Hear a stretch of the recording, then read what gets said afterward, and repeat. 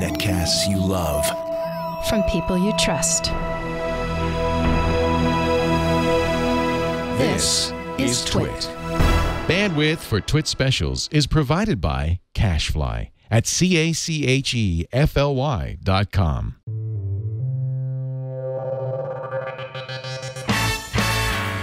This is TWiT Live Special number 321, recorded on May 17th, 2017. Google I/O 2017. Thanks for everyone who's just tuning in. We are here, well, I am here in the TWiT Eastside studio, joined by Stacey Higginbotham, and we are going to basically break down the Google I/O keynote as it happens, live, the play-by-play, some expert analysis and color commentary. Hopefully it'll be a good show. Are you providing the expert analysis, or is that my job? Hopefully a little bit of both. Hopefully a little bit of you, a little bit of me. There's lots of stuff to look forward to this year with Google I/O. I gotta say, this is one of my favorite keynotes, one of my favorite developer conferences every year. Google, unlike most tech companies out there, is really willing to show you what they're working on before it's remotely even finished or done. They kind of show you the process, how the sausage is made, so to speak, and they offer a little bit more, maybe sometimes a little bit too much information, but there's always surprises at Google I/O. There's a lot of stuff to be looking forward to this year. Are you stoked, Stacey? I am excited. I am super stoked about Google Assistant because it is like my favorite thing in the world. So I'm hoping for more. Yeah, and you know what? This year at CES, Amazon's Alexa came out really big. Amazon showed off Alexa built into a ton of different speakers and home appliances. I think that put some pressure on Google to really have a good showing with the Google Assistant at I/O today to really kind of show where things are going. A lot of people are saying this is going to be the year of Alexa, which maybe that's a bit premature. Maybe that's the truth. We'll find out as the year progresses. But I feel like Google's really got to show kind of that same equal, if not better, future for its assistant, and especially the Google Home speaker, and just kind of where it's all going, right? And this week, Google came out, or Amazon came out really strong. They've announced that they're going to do the Echo Show, which is visual, kind of taps into messaging and Hangouts kind of territory. They also are talking about paying developers now for building games, which is big. That came out yesterday. And also yesterday, they said they were going to start doing notifications, which was one of the big things that the Home in Google Assistant has over the Echo. So Amazon's like, wait, I'm not waiting for I/O. I'm going to put all this awesomeness right here. And then you can go to I/O and be like, I'm sticking with Amazon. Yeah, it's really interesting timing. You know, I was kind of expecting some sort of announcement from Amazon. I wasn't sure if it was going to come the day before or the day of. Usually, if you want to steal some thunder, the day of is a good way to go. But it's a good point. They really released a lot of information yesterday, kind of threw their cards on the table and saying, hey, Google, what do you got? What do you got? Let's bring it on here. So I don't know. They got to show up big. Of course, this is something that's been months in the making. So their response is already predetermined. They're not going to pull anything out of their pocket, in less than 24 hours here. But this should be good stuff. I should also mention that we have some folks down at I/O today. And this week in Google, they'll be doing the show from Mountain View, actually. So Leo Laporte's down there. Jason Howell's down there. So even after the keynote, we're going to have a lot of Google goodness coming, and we're going to be breaking down and parsing out all the news and making sense of all of it, helping you make sense of all of it. So there should be some good stuff there. I also am curious as to see what Google is going to do with, of course, VR and AR.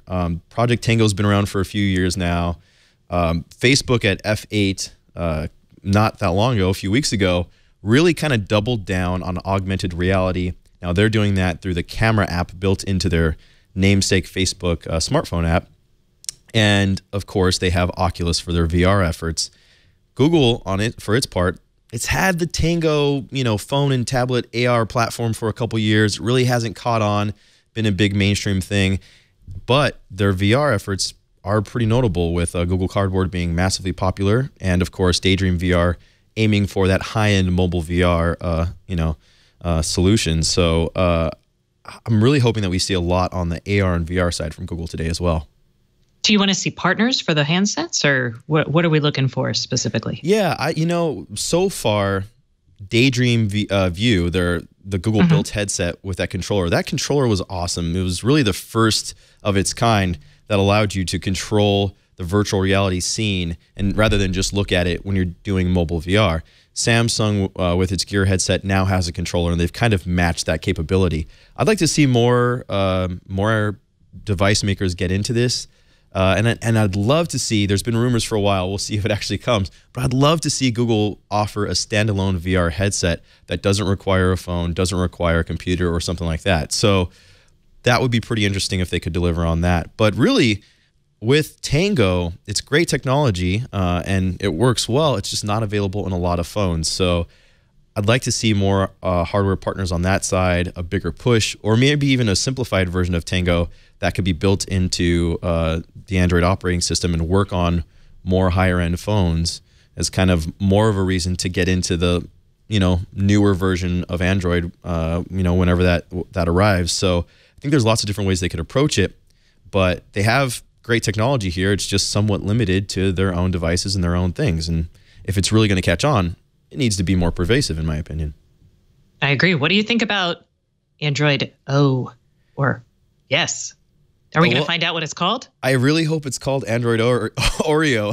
they had KitKat they had KitKat a couple years ago, and they've kind of shied away from the brand alignment there to pay some dessert company for their name.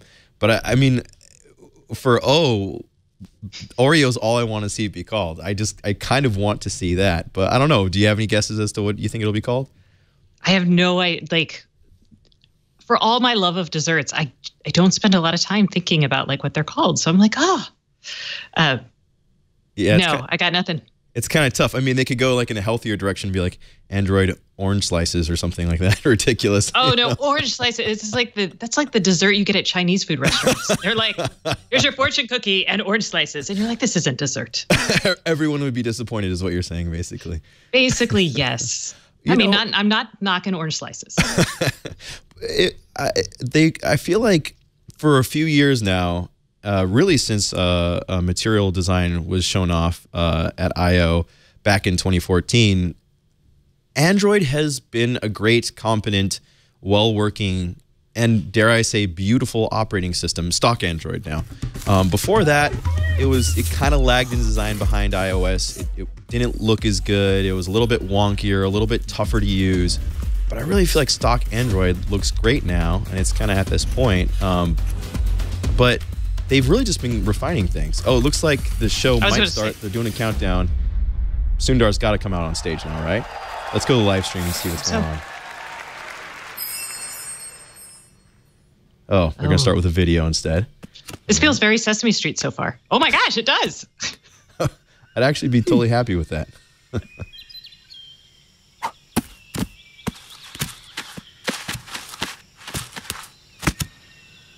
So we're watching what looks to be kind of almost like a cartoonish character out in the wilderness.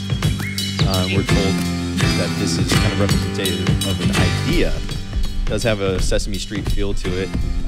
Looks pretty clean. I wonder if this is done by the same team that works on the Google Doodles, or if this is maybe something outsourced. And this feels like those.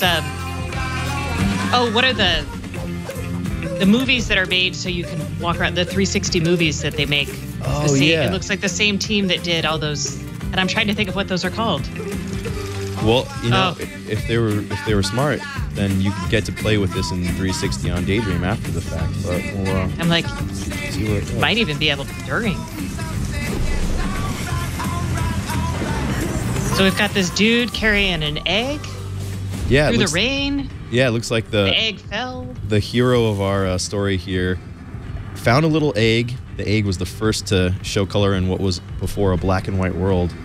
Now everything is full of color, and this buddy's pushing the egg, the idea, up the hill.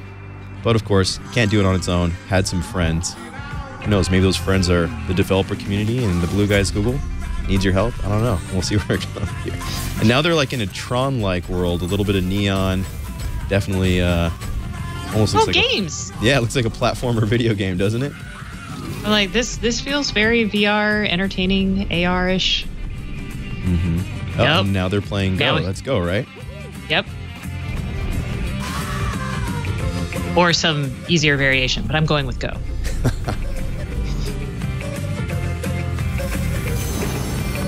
Okay. And as this happens, the egg, the idea, is growing in size. It's almost equal to his blue. Oh, you're so good with these subtle things. Yeah. That maybe aren't that subtle. Like now the egg is the same size. Yeah, and actually growing a little bigger and taking off. Turning red and flying. And leaving the blue guy behind. Is this representative of when AI and robots eventually abandon humanity and take off for the future without us? Is that what they're trying to say here? And then it explodes. Forgive me for finding the post-apocalyptic ideas and all of it. What will your idea become is how it ends. A little question mark there from Google.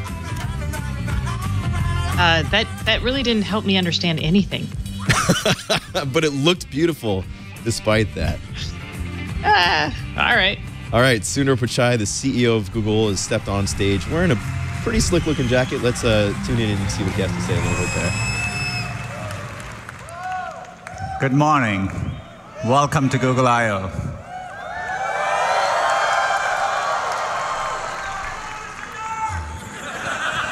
He has mastered the fancy casual. Yeah, he's really pulling that down. Already. It's a beautiful day. We're being joined by over 7,000 people, and we are live streaming this, as always, to over 400 events in 85 countries. Last year was the 10th year since Google I/O started, and so we moved it closer to home at Shoreline, back where it all began. Seems to have gone well. I checked the Wikipedia entry from last year. There were some mentions of sunburn, so we have plenty of sunscreen all around. It's on us. Use it liberally. Sundar might be one of the few people wearing an Android Wear watch. Looks like LG's new Android Wear watch on his wrist there. That's because we've been focused ever more on our core mission dropping like flies. of organizing the world's information, and we are doing it for everyone, and we approach it by applying deep computer science and technical insights to solve problems at scale. That approach has served us very, very well. This is what has allowed us to scale up 7 of our most important products and platforms to over 1 billion monthly active users each. And to be clear, this is Sundar's moment to lay out the company vision, to tout the successes, to basically make everyone in attendance feel nice and good about what Google's up to. YouTube, not just this as is over a 1 billion salesmanship users, as much as every anything single else. day, users Right. watch And over last 1 year's billion emphasis hours was of videos on YouTube. assistant. It was Google Maps. AI. Every We've single developed day, AI to users help make navigate your over life better. 1 billion kilometers with Google Maps. So The scale far, is this seems to be inspiring about see, scale. And there are other Exactly. products Kind of building approaching on this the scale. successes of the past, taking We everything to the launched next Google step. Drive 5 years ago, and today it is over 800 million monthly active users. And every single week, there are over 3 billion objects uploaded to Google Drive. 2 years Including ago, all my photos. at Google I/O, we launched Photos as a way to organize users' photos using machine learning. Perfect timing, Stacey. And today, Couldn't have been better on the we photos have there. over 500 million active users, and every single day, users upload 1.2 billion photos to Google. It's worth noting that Google Photos So the started scale of these as a products are Google Plus amazing, product. But they're all It might still be one of the few working up successes to their come way from Google towards Plus. Android, which I'm excited. As of this week, we crossed over 2 billion active devices of Android. Wow. How many versions of Android? As you can see, the wild. robot is pretty happy. Yeah, about to as many behind people me, use so Android as use Facebook. It's a privilege to serve users at this scale. And this is all because of the growth of mobile and smartphones. But computing is evolving again. We spoke last year about this important shift in computing from a mobile-first to an AI-first approach. Mobile made us reimagine every product we were working on. We had to take into account that the user interaction model had fundamentally changed with multi-touch, location, identity, payments, and so on. Similarly, in an AI-first world, we are rethinking all our products and applying machine learning and AI to solve user problems. And we are doing this across every one of our products. So today, if you use Google Search, we rank differently using machine learning. Or if you're using Google Maps, Street View automatically recognizes restaurant signs. Yeah, you wanted to hear more about Google's AI push. Here it is. I did. Duo with video calling uses machine learning for low bandwidth situations. I got to make a comparison to Google Plus again. Google Plus was really about putting a social layer over most of Google's products. At that time, it was messaging with what was Google Chat becoming Hangouts. It was Photos. It was Docs becoming Drive. Now they're talking about adding an AI layer over all of what Google is. So a similar idea, albeit a vastly different sort of technology. So I'm going to disagree with you and say they're not adding that as a layer. That's going to be the underlying platform. I like that. I can get with that. Multi-touch. We evolve beyond keyboard and mouse. Essentially, this is what Google voice is going to become. We now have voice and vision as two new important modalities for computing. Yep. Humans are interacting with computing in more natural and immersive ways. Let's start with voice. We've been using voice as an input across many of our products. That's because computers are getting much better at understanding speech. We have had significant breakthroughs, but the pace, even since last year, has been pretty amazing to see. Our word error rate continues to improve, even in very noisy environments. That's this really is why, impressive. if you speak to Google on your phone or Google Home, we can pick up your voice accurately, even in noisy environments. When we were shipping Google Home, we had originally planned to include 8 microphones so that we could accurately locate the source one more than the Amazon where Echo. the user was speaking from. But thanks to deep learning, the we use a technique called neural beamforming, we were able to ship it with just 2 microphones and achieve the same quality. Ooh, that's a good Deep learning is what allowed us bragging point. kind of. No, I was going to say that's great for them on bill of materials. It costs less to produce. So that we can recognize up to 6 people in your house and personalize the experience for each and every one. So voice is becoming an important modality in our products. The same thing is happening with vision. Similar to speech, we are seeing great improvements in computer vision. So when we look at a picture like this, we are able to understand the attributes behind the picture. We realize it's your boy in a birthday party. There was cake and family involved, and your boy was happy. And speaking to your point of AI being the underlying infrastructure for everything Google's doing going forward, you know, image recognition, people recognition, place recognition in Google Photos, what they're doing with AI, playing with augmented reality and Tango, all these things can tie together for this computer vision technology that they're continuing to build out. And if you want to blow your mind, think about back in 2013 is when, well, I think it was 2013 they announced. No, it was 2014. They bought Dropcam. And what if they didn't buy it for the smart home? What if they brought it for the computer vision? Because even at that time, Dropcam was building some computer vision algorithms that were pretty impressive. Definitely something to think about. That would make sense. And there is something obstructing it. We can do the hard work, remove the obstruction. God, I love people. Have the picture of what matters to you in front of you. At this point, it's worth noting there are about 7,000 people in the Shoreline Amphitheater in Mountain View down there where Google I/O is taking place this year. Took place there last year, too. And most of them are developers, so they're definitely speaking to a home crowd. Vision-based computing capabilities that can understand what you're looking at. So this looks like Google's answer to a Facebook camera, essentially. We'll ship it first in Google Assistant and Photos, and it'll come to other products. So how does it work? So for example, if you run into something and you want to know what it is, say a flower, you can invoke Google Lens from your assistant, point your phone at it, and we can tell you what flower it is. It's great for someone like me with allergies. Remember Google Goggles? Yes. Or if you've ever been at a friend's place and you've crawled under a desk, a little bit of a better version of that, huh? Just to get the username and password from a Wi-Fi router, you can point your phone at it. Oh, so this is what Apple does with HomeKit. Exactly. And we can automatically do the hard work for you. Or if you're walking in a street downtown and you see a set of restaurants across you, you can point your phone because we know where you are and we have our knowledge graph and we know what you're looking at. we can give you the right information in a meaningful way. To be fair, Facebook's working on similar things. Apple's working on similar things. Amazon's even tried it with its Fire Phone with some image recognition. That didn't work out so well.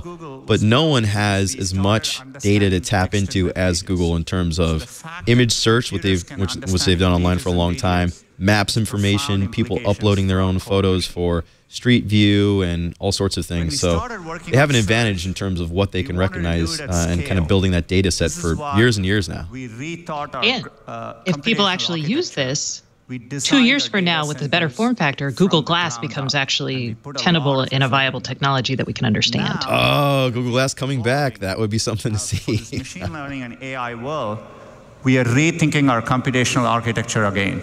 We are building This is so exciting. what we think of as AI-first data centers. This is why last year we launched the tensor processing units. They're custom hardware for machine learning. They were about 15 to 30 times faster and 30 to 80 times more power efficient than CPUs and GPUs. Google can do this because they have so much scale. So this is going to be huge for influencing architectures, possibly, but maybe it's only going to work for Google. So that's something to think about here. Definitely an advantage for them. In its historic match against Laserdahl. As you know, machine learning has two components. Training, that is how we build a neural net. Training is very computationally intensive, and inference is what we do at real time, so that when you show it a picture, we recognize whether it's a dog or a cat and so on. Last year's TPU were optimized for inference. Training is computationally very intensive. To give you a sense, each one of our machine translation models takes a training of over 3 billion words for a week on about 100 GPUs. So we've been working hard, and I'm really excited to announce our next generation of TPUs, cloud TPUs, which are optimized for both training and inference. This is a really hard problem is here. One cloud TPU board. It has 4 chips in it, and each board is capable of 180 trillion floating point operations per second. Difficult problem, and it's interesting that Google is tackling it both from a hardware and software perspective. Designed it for a data center, so you can easily Facebook stack for a while them. has been building its own networking hardware as well. They don't talk as much publicly about it as Google does, however. And each pod is capable of 11.5 petaflops. Oh, wow. It is an important advance in technical infrastructure for the AI era. That the is reason amazing. We named it Cloud TPU is because we are bringing it through the Google Cloud Platform. So cloud TPUs are coming to Google Compute Engine as of today. So this will tie into Amazon. So Amazon already offers GPUs from NVIDIA and others for AI, but doing it on Google at Google scale is pretty impressive, since Google's already considered the cost of every single compute operation and is optimizing for that. Yes, I'm tying it into the compute engine, the app engine. These are tools that developers are familiar with for a few years now, being able to use them to build mobile apps, web apps, all sorts of things. So, definitely building out that AI infrastructure underneath existing products. Under Google.ai. And what's interesting from this is kind of deeply nerdy, but having 64 of them together is actually a big advantage, because one of the limiting things in training in AI is you can only get an X number of GPUs together and control them together as a software thing. And it was like 8, I think it's now at 16 or even a little bit more. But having 64 is a big advantage. Being able to take in more data, learn quicker, run it faster, all of that, yes. It is really time-consuming. Bigger, faster, stronger, I guess. There he goes. A few engineers and scientists, mainly machine learning PhDs. We want it to be possible for hundreds of thousands of developers to use machine learning. So what better way to do this than getting neural nets to design better neural nets? We call this approach AutoML. It's learning to learn. So the way it works is we take a set of candidate neural nets, think of these as little baby neural nets, and we actually use a neural net to iterate through them till we arrive at the best neural net. We use a reinforcement learning approach. I'm just going to sit here and chant neural net, neural net, neural net. The results are promising. To do this is computationally hard, but cloud TPUs put it in the realm of possibility.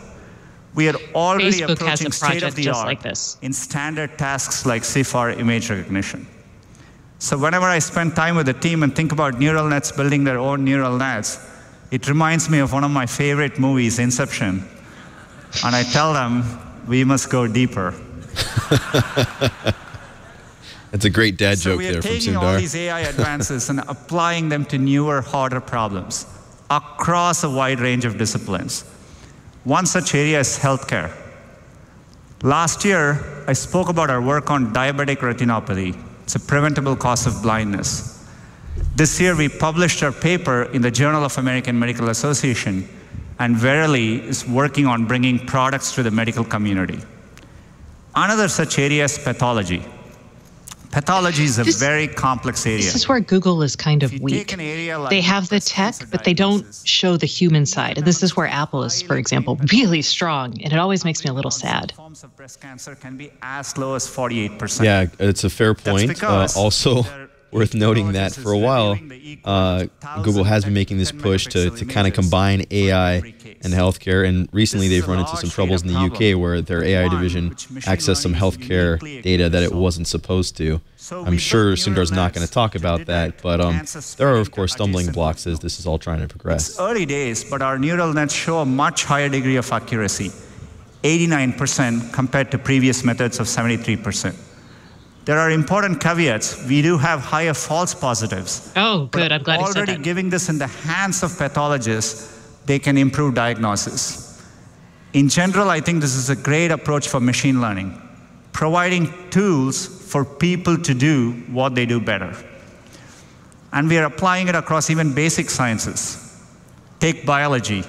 We are training neural nets to improve the accuracy of DNA Also, this is an sequencing. opportunity for Google to show the breadth of its AI efforts. Yeah, we're applying it for image recognition, we're applying it for healthcare, it's going to be there for other essential sciences, and showing how it fits into the consumer side, the enterprise side, all these different industries. This is essentially a pitch to developers in the audience to put their efforts behind what Google's doing with AI versus similar efforts from Apple or Facebook or Amazon or Microsoft, all of which want to play in these spaces. You forgot Intel. Oh yeah, good point. Good point. Intel, IBM, if you're a big tech company, you're not ignoring AI and the possibilities with it right now. Confident one day AI will invent new molecules that behave in predefined ways. I think what's happening here is we're going to create platforms for AI, and this is actually going to be the battleground. So it's not, hey, AI is great, you're going to be like signed up with Google or IBM, etc. So this is selling using Google for all of your AI needs. So it may look like fun and games, but pushing computers to do things like this is what helps them be creative and actually gain knowledge. So we are very excited about progress even in these areas as well. Wonderful talk about bias. Impressive progress in applied machine learning. I'm going to guess not, but I'd love it if they did. Oh, Google's pretty honest about stuff like that. We are using this is for Google Search and Google Assistant. We are evolving Google Search to being more assistive for our users. Now they're tying it back into the consumer side of things. Last year at Google I/O, we spoke about the Assistant, and since then, we've launched it on Google Pixel and Google Home, and today, it's available on over 100 million videos.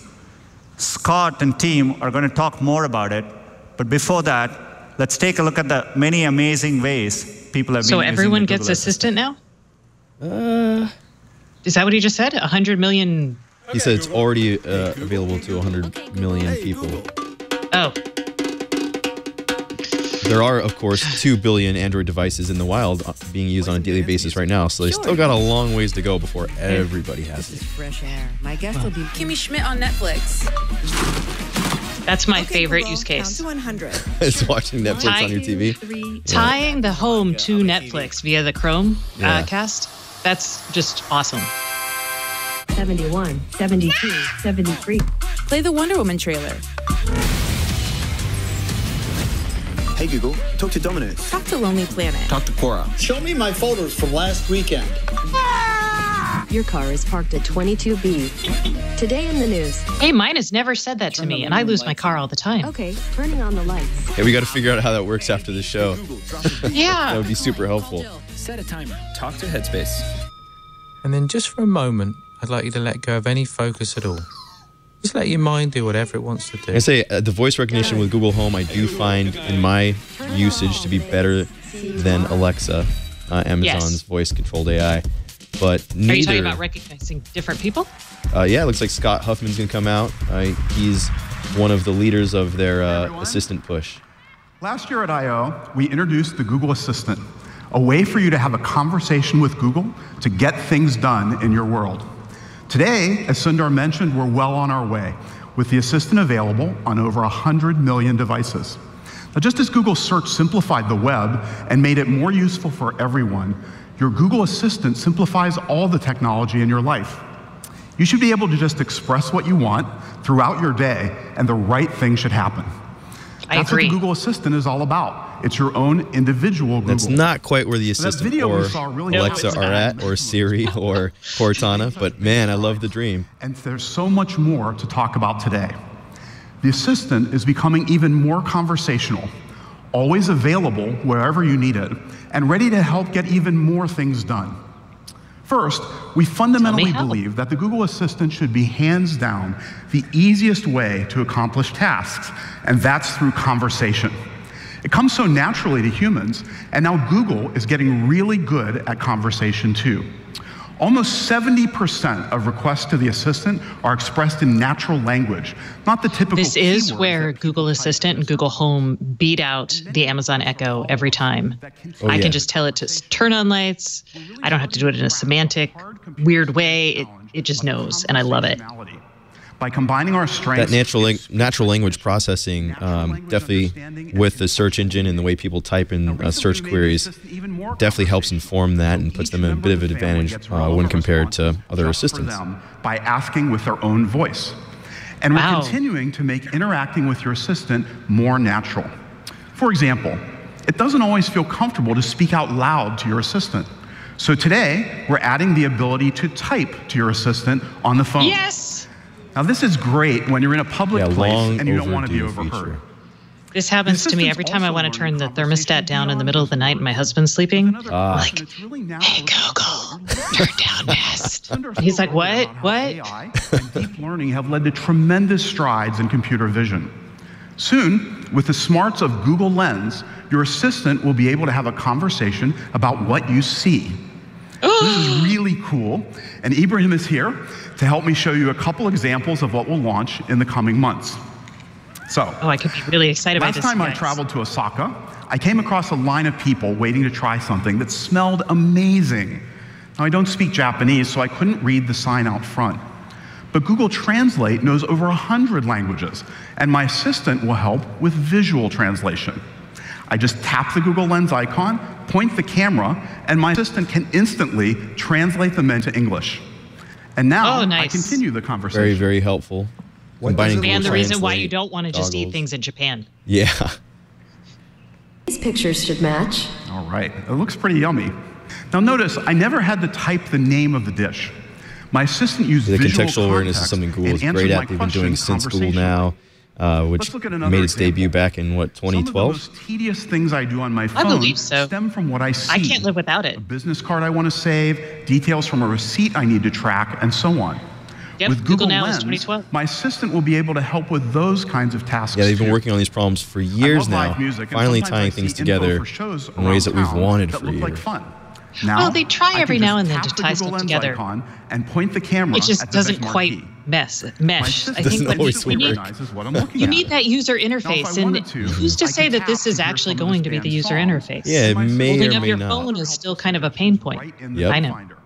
There's one to buy tickets from Ticketmaster and another to add the show. Also, if I might gripe for a minute, it's great to have the assistant in so many different places, but the assistant doesn't always behave the same way in every app. So the way you talk to the assistant on search versus the way you can text with it in Allo and versus the way it looks like it'll work here in Lens, not necessarily the same thing. So it's not always the most consistent user experience, unfortunately.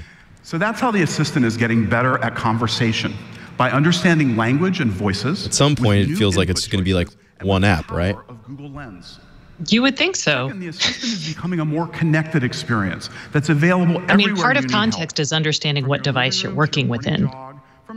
Yep, what you're doing at the time, where you're at. Although eventually, you're not going to have a device. You're going to interact with the world through some sort of heads-up display. You're going to have an earbud in and that sort of thing. So, but that's way down the road.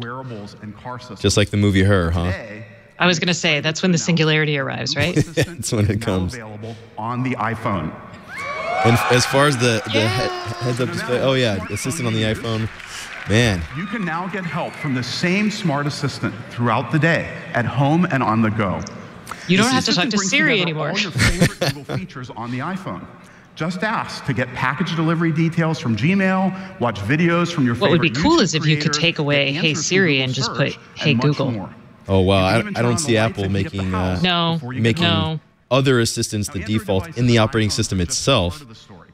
You're still likely going to have to go to someone else's app to access someone else's assistant. But this is a great move on Google's part, and something that I wish Amazon was doing in making Alexa a fully fledged assistant available in apps on other devices, rather than just something that really lives inside of a speaker and a couple other places. Well, that's because right now it's got to work within its mic arrays and all these other things. They'll get there. Best consumer brands and their suppliers. So keep an eye out for the badge that says Google Assistant built in when you do your holiday shopping this year. Oh, that is going to be our new standard. HomeKit, Google Assistant, and it works with Alexa. Everywhere is support for many languages. I'm excited to announce that starting this summer, the Google Assistant will begin rolling out in French, German, Brazilian Portuguese, and Japanese on both Android phones and iPhones. Oh, I was hoping for Spanish. We'll also support Italian, Spanish, and Korean. Oh. So that's how the assistant is becoming more conversational, and how it will be available in even more contexts. Finally, the assistant needs to be able to get all kinds of useful things done for people. You know, people sometimes ask if the assistant is just a new way to search. Now, of course, you can ask your assistant to get all sorts of answers from Google Search. But beyond finding information, users are also asking the assistant to do all sorts of things for them. Ooh, now, as this you've could be already like seen, Facebook M. the assistant can tap into capabilities across many Google apps and services. Yes. But Google's features are just part of the story. We also opened the assistant to third-party developers who are building some really useful integrations. I'll turn it over to Valerie to share more about how the developer platform is getting stronger. Hey, developers, come work with us. I wonder if they're going to talk about GE bringing their Geneva to, that's their assistant for the kitchen. That would be cool. Seems like now would be the time. Okay, so with the Actions on Google platform, it's been awesome to see how developers like you have been engaging with the Google Assistant. Like, honestly, you have built some really cool integrations. Like, I can ask Food Network about the recipe that's on TV right now. I can work out with Fitstar, ask CNBC about the news. Or my husband and I can play Name That Tune with Song Pop, which he is surprisingly good at. Until now, these experiences have been available through the Assistant on Google Home. But today, we're also bringing them to Android phones and iPhones. Oh, see, this is why last week I said Amazon should make a Fire phone again with an Alexa phone, basically. Third-party services from anywhere. Yeah, they definitely have the brand name Alexa built up. Now might be a good time to visit that idea again. Available in more places, they'll be able to do more. As long as they don't call it Fire Phone. Starting today, yes, Actions on Google will be supporting transactions. It's a complete end-to-end solution for developers, including payments, identity, notifications, receipts, even account creation. The platform handles all the complexity. Let me show you how one will work. Hi, how can I help? I'd like delivery from Panera. Hi, this is Panera. I'll need your delivery address. Well, Panera has its own voice here. We'll go with 1600 I think Amphitheater. Marketers want their own voice. What can I get you started with? The strawberry poppy seed salad with steak instead of chicken. Got it. How about one of these cold drinks? And here I can just swipe through my options, see what looks good. Agave lemonade. Great. Are you ready to check out? Yep. Natural language. Okay. The total is $18.40. Are you ready to place the order? Yes. I'll just scan my fingerprint to pay with Google, and that's it. That is really impressive. Thanks. You're all set. Yeah, super easy, like I was talking to someone at the store. So here I was a new Panera customer. I didn't have to install anything or create an account. You've also probably noticed I didn't have to enter my address or my credit card. I just saved those earlier with Google, and Panera used built-in platform calls to request the information. Now I was in control over what I shared every step of the way. This is kind of the same promise Instant Apps had, but it was never delivered. So I wonder if this is going to be one of those promises that never get fulfilled. Yeah, good point. Things do often look easier and nicer in the I/O demos than they sometimes do in real life. Smart home companies work with the Google Assistant. So now on my Google Home or from my phone, I can lock my front door with August locks, control a range of LG appliances, or check in on my son's room by putting the Nest Cam on TV. All right. Now that we're talking about making your home smarter, we also have a lot of news to share today about Google Home, our own smart speaker with the Google Assistant built in. Here to tell you more is Rishi Chandra. All right, Hello, more Google Rishi. Home news. More Google Home news. I'd like to see more speakers. Excited. I'd like to see them really build this out. Thanks, Valerie. You know, it's really hard to believe. We launched Google Home a little over 6 months ago, and we've been really busy ever since. Since launch, we've added 50 new features, including some of my favorites. It is true. Like the support for Google Shopping, where I can use my voice to order items from Costco right to my front door. Or I can get step-by-step cooking instructions from over 5 million recipes. I've or used I can that. even play my favorite song just by using the lyrics. Now in April, we launched in the UK to some great reviews. And starting this summer, we're going to be launching in Canada, Australia, France, Germany, and Japan. Yay! And with support for multiple users, we can unlock the full potential of Google Home to offer a truly personal experience. So now you can schedule a meeting, set a reminder, or get your own daily briefing with My Day by using your own voice, and get your commute, your calendar appointments, and your news sources.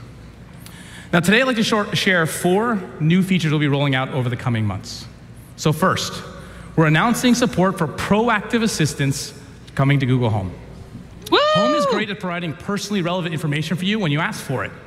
But we think it'd be even more helpful if it can automatically notify you of those timely and important messages. They showed this in their video to launch it. Yeah. And proactively looking super helpful if they can really deliver on that information promise. and providing it for you in a hands-free way. Leave now because So your for example, commute let's is say full I'm of traffic. relaxing and playing a game with the kids. Well, I can see that the Google Home Lights just turned on. Hey Google, what's up? Hi, Rishi. Traffic's heavy right now, so you'll need to leave in 14 minutes to get to Shoreline Athletic Fields by 3:30 p.m. That's pretty nice. The assistant saw the game coming up on my calendar and got my attention because I had to leave earlier than normal.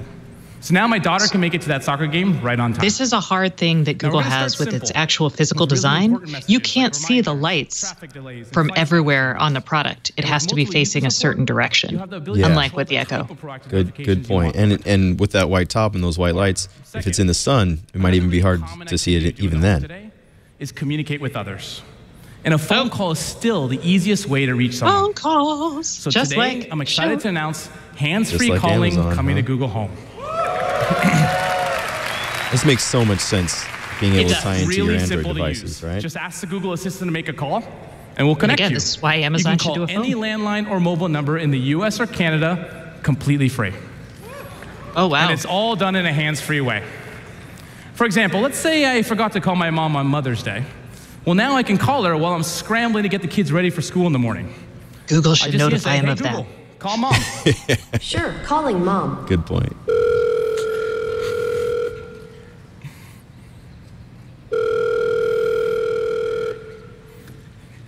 So you're finally calling. Mother's Day was 3 days ago. Yeah, sorry about that. They made me rehearse for I.O. on Mother's Day. Speaking of which, you're on stage right now. Say hi to everyone. Oh, hi, everyone. So hopefully this makes up for not calling, right? No, it doesn't. You still need to visit and bring flowers. Okay, I'm on it. Bye. Bye. It's that simple. We're just making a standard phone call through Google Home. So my mom didn't need to learn anything new. She just needed to answer her phone. There's no additional setup, apps, You don't or have even to install phone an required. app. And since the assistant recognized my voice, we called my mom. If my wife had asked, we would have called her mom. We can personalize calling just like everything else. Oh. And now anyone in the home can call friends, family, even businesses. Yet another advantage Google has over its competitors is being able to distinguish who's talking to the speaker. But you also have the option to link your mobile number to the Google Assistant. And we'll use that number whenever we recognize your voice. So whoever you call, let's know it's coming from you. Now, so I think I'm subtitling this whole speech a step forward for context and contextual awareness, because that's what I'm hearing. No setup required. Call anyone, including personal contacts or businesses, and even dial out with their personal number when we detect your voice. We can't wait for you to try it out.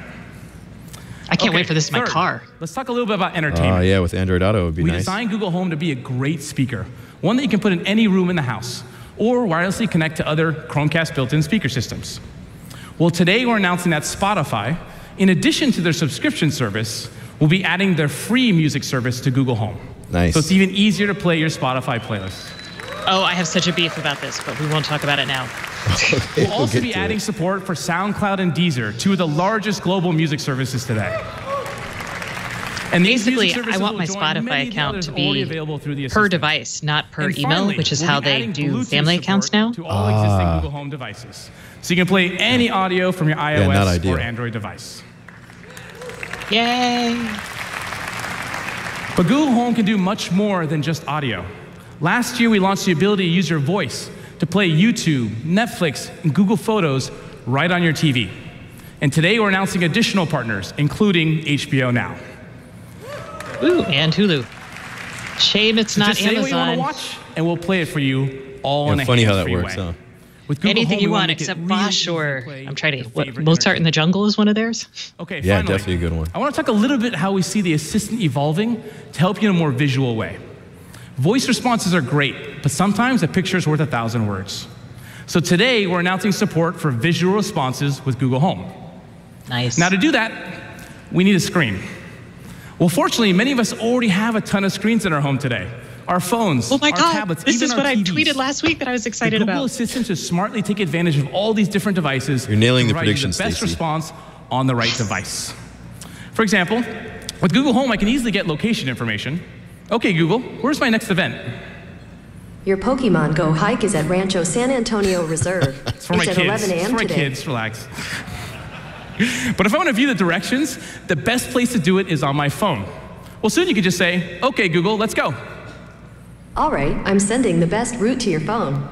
And we'll automatically notify your phone, whether it's Android or iOS, and take you straight to Google Maps. So you can glance at directions, interact with the map, or just start navigation. It's really This is simple. good. Super Can I helpful. send it to my TV? Another natural place to get help from the Google Assistant. And we have a great place to start with over 50 million Chromecast and Chromecast built-in devices. So today we're announcing that we'll be updating Chromecast to show visual responses on your TV when you ask for help for Google Home. I wonder if For this example, is both the HD or the old one too. Okay, Google, show my calendar for Saturday. What about Android TV? Showing it on your TV. It'll show up right on the TV screen. I'll immediately get results from the assistant. That is nice. And since the assistant detected my voice, we're showing my calendar. Others will see their calendar by using their voice. We can personalize the experience even on the TV. And you can continue to follow up the conversation. Looks like I have a biking trip to Santa Cruz. What's the weather in Santa Cruz this weekend? This weekend in Santa Cruz, it will be clear and sunny most of the time. So it's really easy and it's all hands-free. Your assistant can provide a visual response to a TV to a lot of different types of questions. You know, we talked how easy it is to play what you want to watch on the TV screen. But what about those times you don't know what to watch? Well, soon you could just ask, hey Google, what's on YouTube? Here you go. And it'll show me my personalized results right on the TV screen. If I don't like any of the options, I can continue the conversation with my voice. Show my watch later list. All right. Play Send My Love. Playing Send My Love from YouTube.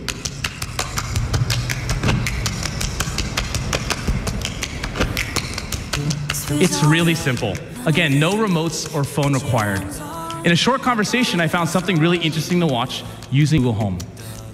I'm concerned because now I've got how many things do I have to plug into my TV to get all this to work? YouTube TV, yeah, fair question. A new live TV streaming service that gives you live sports and shows from popular TV networks. And YouTube TV includes a cloud DVR, so I can easily play my saved episodes. Play Modern Family. Okay, playing Modern Family from YouTube TV. You guys have it too easy nowadays. You can just lay around eating snacks saying, okay, Google, dim the kitchen lights. Sure thing. Go ahead, Dad. Okay, Google, show me a video of a kangaroo playing badminton with a pirate. Sure, playing on YouTube. What? Obviously, Google paid for this product placement It's like here. paid product placement. Yeah. Nonetheless, Everything can the be main done character in there was a wearing an hands-free Apple way, Watch. all from the Got to point that out. They should have paid for that we're too. gonna bring all those developer actions that Valerie already talked about right to the TV screen. So we do even more over time with Google Home. And when you're done, just say, okay, Google, turn off the TV. Sure. Now this assumes, yeah, your TV's on the whole time. Assumes it's on, assumes you have a Chromecast. Again, why aren't they mentioning Android TV if you already have that stuff built in? More entertainment options. A little annoying that they're not talking about provide that. Visual responses in the home. Next up is Anil, who's going to talk about Google Photos.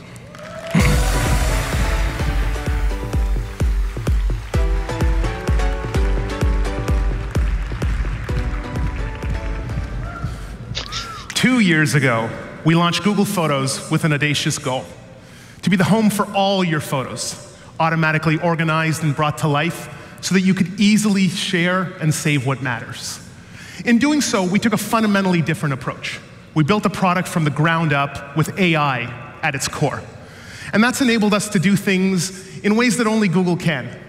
Like when you're looking for that one photo you can't find, Google Photos organizes your library by people, places, and things. Simply type Anil Pineapple Hawaii and instantly find this gem. Or when you come home from vacation, overwhelmed by the hundreds of photos you took, Google Photos will give you an album curated with only the best shots, removing duplicates and blurry images. This is the secret ingredient behind Google Photos, and the momentum we've seen in these 2 short years is remarkable. As Sundar mentioned, we now have more than 500 million monthly active users, uploading more than 1.2 billion photos and videos per day. And today, I'm excited to show you 3 new features we're launching to make it even easier to send and receive the meaningful moments in your life. Now, at first glance, it might seem like photo sharing is a solved problem. After all, there's no shortage of apps out there that are great at keeping you and your friends and family connected. But we think there's still a big and different problem that needs to be addressed. Let me show you what I mean. If there's one thing you know, it's that you're a great photographer. If there's a second thing you know, it's that you're kind of a terrible person. What? Yeah, you heard me. The only photo of the birthday girl in focus? Never sent it. The best picture of the entire wedding? Kept it to yourself. This masterpiece of your best friend? Well, you're gonna send it, but then you were like, oh, remember that sandwich? I love that sandwich. If only something could say, hey, Eric looks great in these. Do you want to send them to him? And you could be like, great idea. Well, it can. Wait, it can? Yep, with Google Photos. Automating more of your life. Yep. Or, Lord help you, there's this photo that you shouldn't have shared that does get shared. Terrible people. Yeah, I'm glad they're asking permission before they're sending stuff. Because we've all been there, right? Like when you're taking that group photo and you insist that it be taken with your camera, because you know if it's not on your camera, you are never seeing that photo ever again. Yeah, I do that. Now, thanks to the machine learning in Google Photos, we'll not only remind you so you don't forget to share, we'll even suggest the photos and people you should share with. In one tap, you're done. Let's have a look at suggested sharing in action. I'm once again joined on stage by my friend and Google Photos product lead, David Lieb. All right, so here are a bunch of photos Dave took while bowling with the team last weekend. He was too busy enjoying the moment, so he never got around to sharing them. But this time, Google Photos sent him a reminder via notification and also by badging the new sharing tab. The sharing tab is where you're going to be able to find all of your Google Photos sharing activity. And at the top, I need more nagging your from my personal phone. suggestions based on your sharing Yeah, habits you're going to get a and lot what's most more of important it. to you. But this Here sort of thing is the sharing could keep you, possibly, from uploading those photos to, say, Facebook or somewhere else to share them with your friends. Instead, it'll nudge you. The idea is you'll share them directly with your friends using a Google app, Gmail, text messaging, something other than rival services. Which is true, and if people weren't taking photos with Instagram or Snapchat, I'd be more inclined to be like, yeah. Google Photos will even send an But SMS they're or not. an email to anyone who doesn't have the Only app. the olds are. And that way everyone can view and save the full resolution photos, even if they don't have Google Photos accounts. And because Google Photos sharing works on any device, including iOS, let's have a look at what John V sees on her iPhone. She receives a notification, and tapping on it lets her quickly jump right into the album and look at all the photos that Dave has shared with her. But notice here at the bottom, she's asked to contribute the photos she took from the event, with Google Photos automatically identifying and suggesting the right ones. This shared album idea is something that Apple's had with their iCloud photos for quite a while. It's kind of nice to see it automated here in Google Photos, because it's really definitely something that is helpful. Yeah. Which is great, because a home for all your photos really should include photos of you. Now, even though suggested sharing takes the work out of sharing, sometimes there's a special person in your life who you share just about everything with. Your partner, your best friend, your sibling. Wouldn't it be great are we going to talk Google about Photos sexting? automatically shared photos with that person? How can they talk about it without For example, talking about I would it? love it if every photo I ever took of my kids was automatically shared with my wife. And that's why today we're also announcing shared libraries. No, this is a bad idea. It could be a minefield. You are going to forget you took a picture of something to track it or something, and yeah, no. From the menu, I now have the option to go ahead and share my library, which I'm going to go ahead and do with my wife, Jess. Importantly, I have complete control over which photos I automatically I can share them all, or I can share a subset, like only photos of the kids, or only photos from a certain date forward, like when we first met. In this case, I'm going to go ahead and share all. Like when we first met. We did not meet today. And that's all there is to it. I've now gone ahead and shared my library with my wife, Jess. So let's switch to her phone to see what the experience looks like from her end. She receives a notification, and after accepting, she can now go to see all the photos that I've shared with her. We can access easily from the menu. So how do you unshare in case of a divorce? She can go ahead and select those question, photos good question. and save them to her library. We'll even notify her periodically as I take new photos. Now, this is great, but what if Jess doesn't want to have to keep coming back to this view and checking if I shared new photos with her?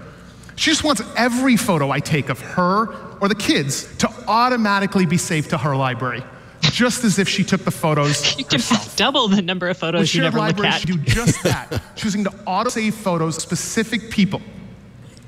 Now, anytime I take photos of her or the kids, without either of us having to do anything, She they'll did skip automatically him. appear Just want in to the point main that view out. of her app. Let me show you. She sees him Now, everywhere. I couldn't justify pulling the kids out of school today just to have their photo taken, but I do have the next best thing. All right. Wow. Let me introduce you to Ava and Lily. All righty here. So I'm going to go ahead, take a photo with the girls. Smile, kids. Ah, fantastic. And since this is too good of an opportunity, I'm going to have to take one with all of you here, too. All right? There we go. Woo! His own version of the Oscar All right. selfie. Okay, so thank you, girls. Much appreciated. Back to school we go. All right. So, using nothing more than the standard camera app on my phone, I've gone ahead and taken one photo with my kids and one photo with all of you here in the audience. Google Photos is going to back these two photos up. It's going to share them with Jess, and then it's going to recognize the photo that has kids in them and automatically save just that one to her library, like you can see right here. So it's easy to spoof. Now finally, Jess and I can stop worrying about whose phone we're using to take the photos. All the photos of family are in my Google Photos app, and they automatically appear in hers too. And best of all, these family photos are part of both of our search results, and they're included in the great collages, movies, and other fun creations that Google Photos makes for us. But notice how only the photos with the kids showed up in Jess's main view. But because I shared my entire library with her, I can simply go to the menu, and Jess can now see all the photos, including the one with all of you. So you don't get a notification if he took a picture with his girlfriend, for example. And that's how easy sharing can be if you're Google not Photos. careful. Spend less time worrying about sharing your memories and more time feature. actually enjoying them. Suggested sharing and shared libraries will be rolling out on Android, iOS, and web in the coming weeks. Finally, we know sharing doesn't always happen through apps and screens. There's still something pretty special about looking at and even gathering around an actual printed photo. But printing photos and albums today is hard.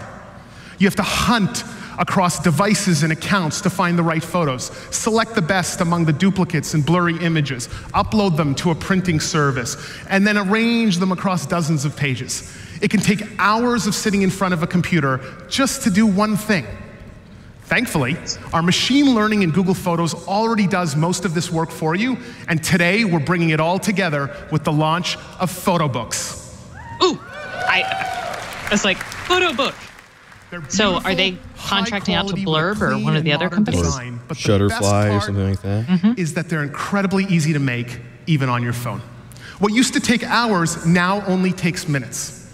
I recently made a book for Jess on Mother's Day, and let me show you just how easy and fast that was. I put no effort into her thanks to unlimited storage, all my life's moments are all I think there's a feature like this in iPhoto No as need to well, upload or them Apple to another Photos, website or app. Now, my favorite way to start a book is to use People Search. Since this is a Mother's Day gift, I'm going to simply find photos of Jess, Ava, and Lily. There they are. All right. I thought I took more photos of just one. That's all you got. So why don't we just go and pick Awkward. another set of photos. Dave, if that one's not coming up, it'll be a fun Mother's Day gift for her. She'll get a different surprise. So I'll select a bunch of photos here. And the good news is, I don't have to figure out which are the right photos and which are the good ones, because this is where Google Photos really shines. I'm just going to go ahead and hit plus, select photo book. I'm going to pick a hardcover book. We offer both a soft cover and a hard cover. And notice what happens. Google Photos is going to pick the best photos for me automatically suggesting photo for this case. I love how you could actually just trust it. You don't have to edit the selection. And it's even going to go ahead and lay them all out for me. Yeah, you're giving a lot of trust to Google to make these decisions for you. Check out. Myself, I think I'm just a little too not willing to give up that control. Well, and if my husband presents, I'm like, what? Did you click 3 buttons on your app? We'll make it even easier. So much effort. Applying machine learning to create personalized photo books you'll love. So when you go to photo books from the menu, you'll see pre-made books tailored just for you. Your trip to the Grand Canyon, time with your family during the holidays, or your pet, or even your kid's artwork, all easily customizable. We'll even notify you when there are new photo book suggestions. Again, it's going to nag you to buy stuff. Photo books are available today in the US on photos.google.com, and they'll be rolling out on Android and iOS next week, and we'll be expanding to more countries soon. This is the sort of feature that pops up and then after people don't use it, just quietly disappears months or years later. You know, they should just do like a easy way to share to like a Chromecast TV or like a little photo frame or something like that. That would be so much better. That would be nice. Oh, look, everybody gets a free photo book.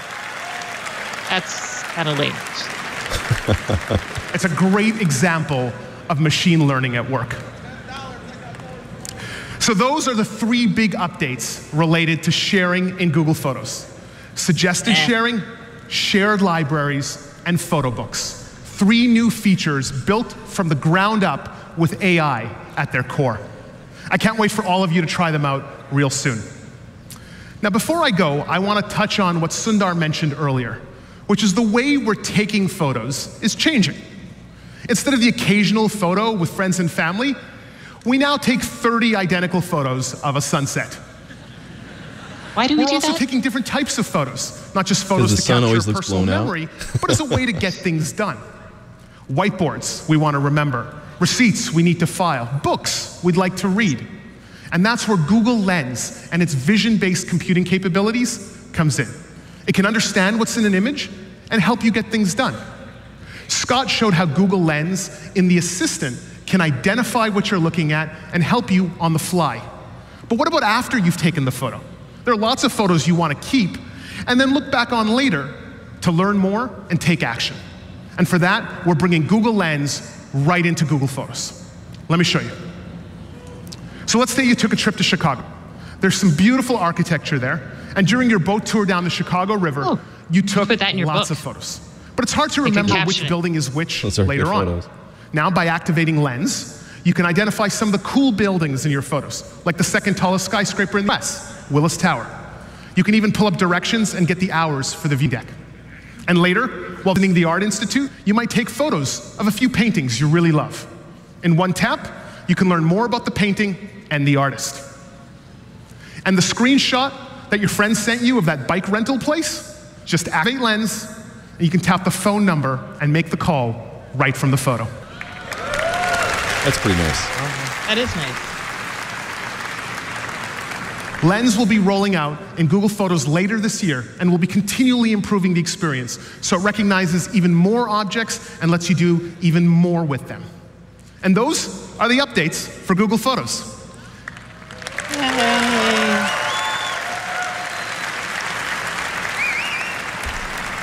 Those are cool updates. Now let's see what's next. Not sure if they're I/O keynote worthy. Yeah, I was kind of so far Google Lens is pretty cool. Like, context is the story here, and it's hard to have cool products around context that are worth it, you know? But the cloud TPU is actually a big infrastructure thing if we can find out like how it changes their costs. Check this out. Yeah, and it's always tough, you know, with these sorts of things to balance out the, you know, maybe a nerdier developer, really important things that aren't as exciting to the general average public consumer, as well as these kind of consumer announcements. I mean, they got to have a balance here, and they're trying to pull that off. So are we getting into the YouTube part? Is that what I'm seeing? Sure looks like it. Yeah, YouTube. Oh, maybe we'll find out actually if Google, like, a little bit more information about the skinny bundles that they're launching. That would be nice. And some of the content plays they're making. A lot of small things coming together can do big things. Love is love is love is love is love. Cannot be killed or swept aside. Now fill the world with music, love, and pride.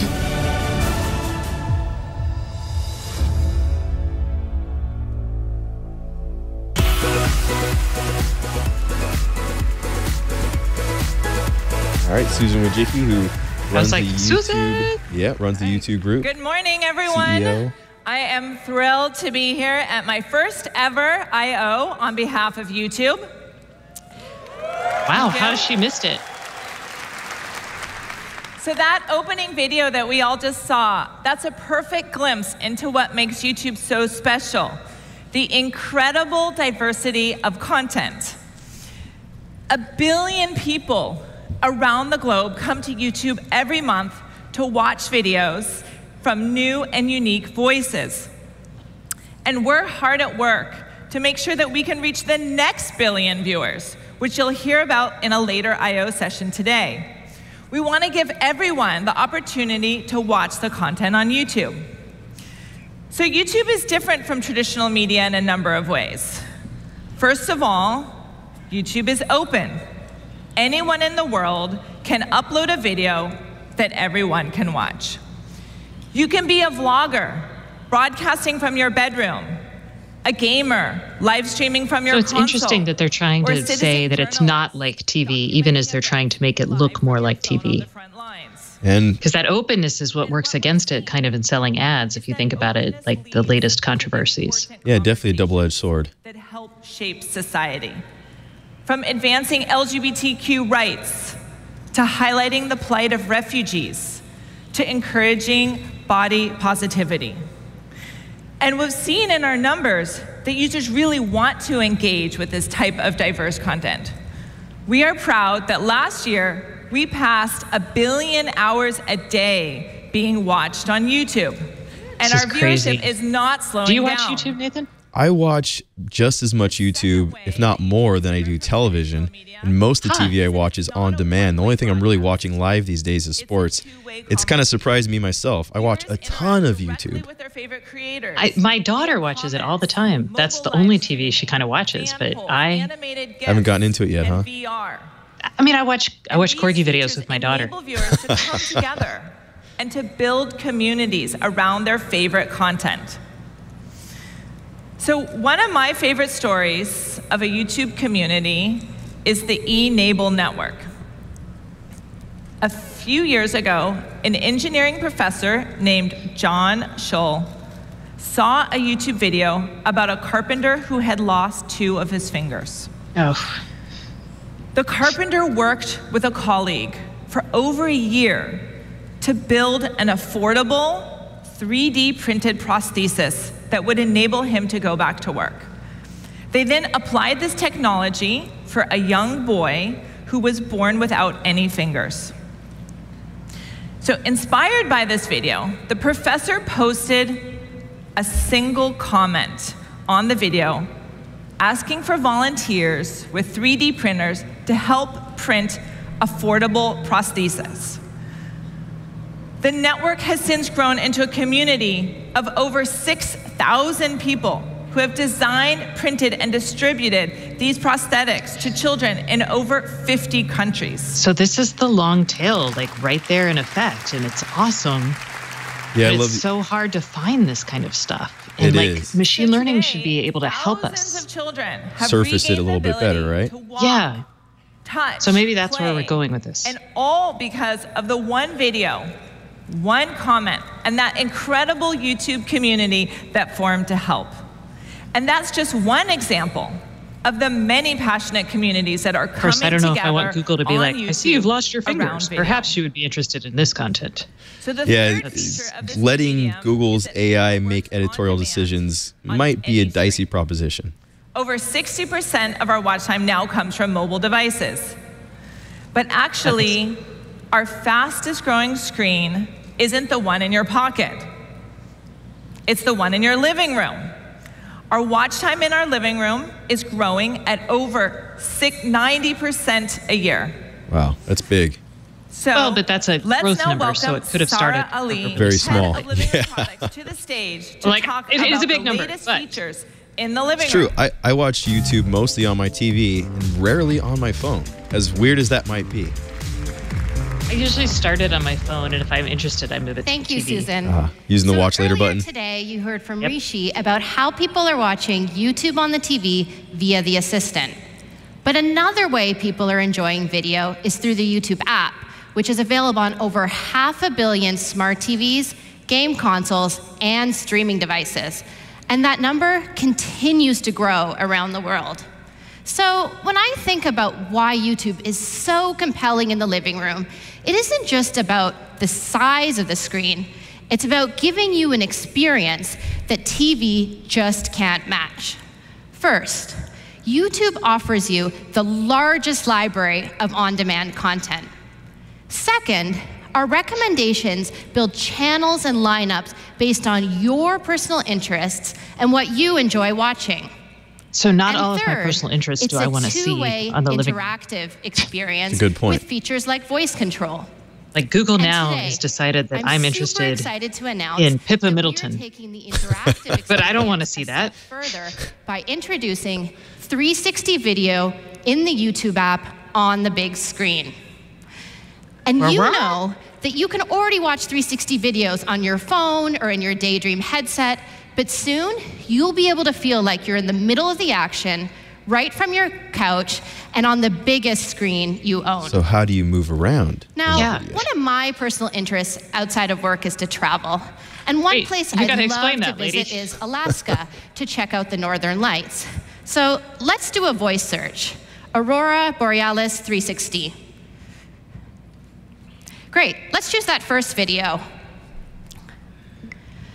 And now, using my TV remote, I'm able to pan around this video, checking out this awesome view from every single angle. Yeah. Mine does. Which, but yeah. Mine doesn't. Traveling is great, especially when I don't have to get on a flight. Time for a new TV. 360 is now a brand new way to attend concerts. I didn't make it to Coachella, but here I can experience it like I was on stage. And to enhance the experience even further, we are also introducing Live 360 in the living room. Soon, you'll be able to witness moments and events as they unfold in a new, truly immersive way. So whether you have a Sony Android TV or an Xbox One console, soon you'll be able to explore 360 videos right from the comfort of your couch and along with your friends and family. Where do you put the cameras to help show you another way we're enabling interactivity, please join me in welcoming Barbara McDonald, who's the lead of something we call Super Chat. I gotta say, I've been to Google I/O maybe 6 different times, WWDC, F8 as many times. I've never seen 3 women take the stage one after the other in any developer conference. Live stream. That in itself, for diversity, seems somewhat notable. Well, Susan is in charge there, so it's possible that she's hiring and promoting women. And one of the best ways to connect with your fans is to bring them live, behind the scenes of your videos, offering up can't-miss content. In the past year, the number of creators live streaming on YouTube has grown by 4x. This growth is awesome. And we want to do even more to deepen the connection between creators this is like Twitch. And their fans. It's like Twitch. It's a little bit like Facebook Live. It's really just kind of trying to compete against all of that live streaming video and all those options. Oh my God! Will we on Twig have to super chat with people? Because I would love to super chat. I like saying it. Not only do fans love the recognition, but creators earn extra money from it. In the past 3 months since launch, we've been amazed by the different ways creators are using Super Chat. Even April, our favorite pregnant giraffe, sorry, I don't know what's happening, but I love it. Be here with us today, has raised tens of thousands of dollars for her home, the Animal Adventure Park. But okay, we can clap for that. But enough talking for me. We are going to do a live stream right here, right now, to show all of you how Super Chat works. And to help me, oh no. I'm very excited to introduce top YouTube creators with 9 million subscribers and over 1 billion lifetime channel views on the grass back there, the Slow-Mo Guys. I gotta say, I love how absurd the name Super Chat is. It's great. Wow, hey, happy to be here. How's it going? It's great to have you. So let's pull up their live stream. And just look, chat is flying. Now, I love the Slow-Mo Guys, and I want to make sure that they see my message. So I'm going to Super Chat them. They're massively popular on YouTube. I believe. And right from within live chat, I'm able to enter my message, select my amount, make the purchase, and send. Oh, Super Chat costs money. Boom. Well, you can give, see how much that message you can donate out? money, you can ask for money. It sounds like you might be able to charge for things. Yeah, thanks, Barbara. It's actually lovely at the minute, although I feel like there's a high chance of showers. Very local showers, like specifically to this stage. Very sudden, yeah. Ooh, I wonder. Can you pay for Twitch to make your messages stand out on Twitch? Developers are incredibly You know creative. what? I'm not sure. We wanted to see what you can do to make Super Chat even more interactive. So we've launched an API for it. And today, we're taking it to the next level with a new developer integration that triggers actions in the real world. This means that when a fan sends a Super Chat to a creator, things can happen in real life. Your Hue light bulbs could go off. Turning the lights on or off in the creator's studio, flying a drone around, or pushing buttons on their toys and gadgets. Oh my gosh, this could give me the Punch Leo button. We could give it to all of our people. I'll have to run that by him. I'll see if he'll be interested. API. Oh, We that's have going to now happen. rigged things up so that when I send my next super chat, it will automatically trigger the lights and a big horn in this amphitheater. Okay? And that is going to signal our friends back there on the lawn to unleash a truckload of water balloons at the slow-mo guys. I'm scared. Oh, that's nice. Yeah. This is a whole different level of engagement. That's right. And money-making opportunities for YouTube creators that might keep them from going over to, say, Facebook Live, Twitch, Periscope. Dude, it makes me want to start a YouTube channel for all my IoT stuff. I'm not kidding. This is kind of fun. Yeah, I mean, you'd be able to probably let... pretty gimmicky and not real. But Yeah, viewers would be able to actually control what you have set up. Not a bad idea. We can send. I can start at $1 and go anywhere upwards from there. So it's for charity. How do we think 100? How's that sound? Okay, higher, 200, 200? How about $500 for 500 balloons? $500. I can Seems do like that. if it's for I can do that. charity, Okay. Google should be able to do better than $500. Google, Send my come on. super chat and hit send. They didn't name it 500. charity. So. Woo! Oh, ow, those are coming pretty fast. Oh, they're people. Okay. Keep going! Seems like a lot are missing, though. I gotta be real. Hey, the latency on that was actually Yeah. I mean, it is a demo. That was so I'm not amazing. sure if Thank it you, is. everybody, for your Sure. help. So this obviously just scratches the surface of what is possible using Super Chat's open APIs. And we are super excited to see what all of you will do with it next. So, Susan, how about you come back out here and let's check out the video Feels we like, all made. like some just wackadoo Google project at 20% time, and they're like, yeah, sure, let's see what happens. But, you know, with a lot of YouTube creators having Patreon pages set up, a lot of people tying together different services and applications, being able to bring all this into one place in YouTube makes a lot of sense. So it might be one of those 20% projects that could pay off. That's true, because the internet right now is all virtual, right? And this helps bring the physical atoms together to those people that you know virtually. So sure. From today, 100x to make sure that we're supplying prosthetics to children in need around the world. And she said they're matching the $500 100x, so okay, so they're throwing in a little bit more money. 360 living room demo and the Super Chat demo. Those are just two examples of how we are working to connect people around the globe together with video. Now, I hope that what you've seen today is that the future of media is a future of openness and diversity, a future filled with conversations and community, and a future that works across all screens. Together with creators, viewers, and partners, we are building the platform of that future.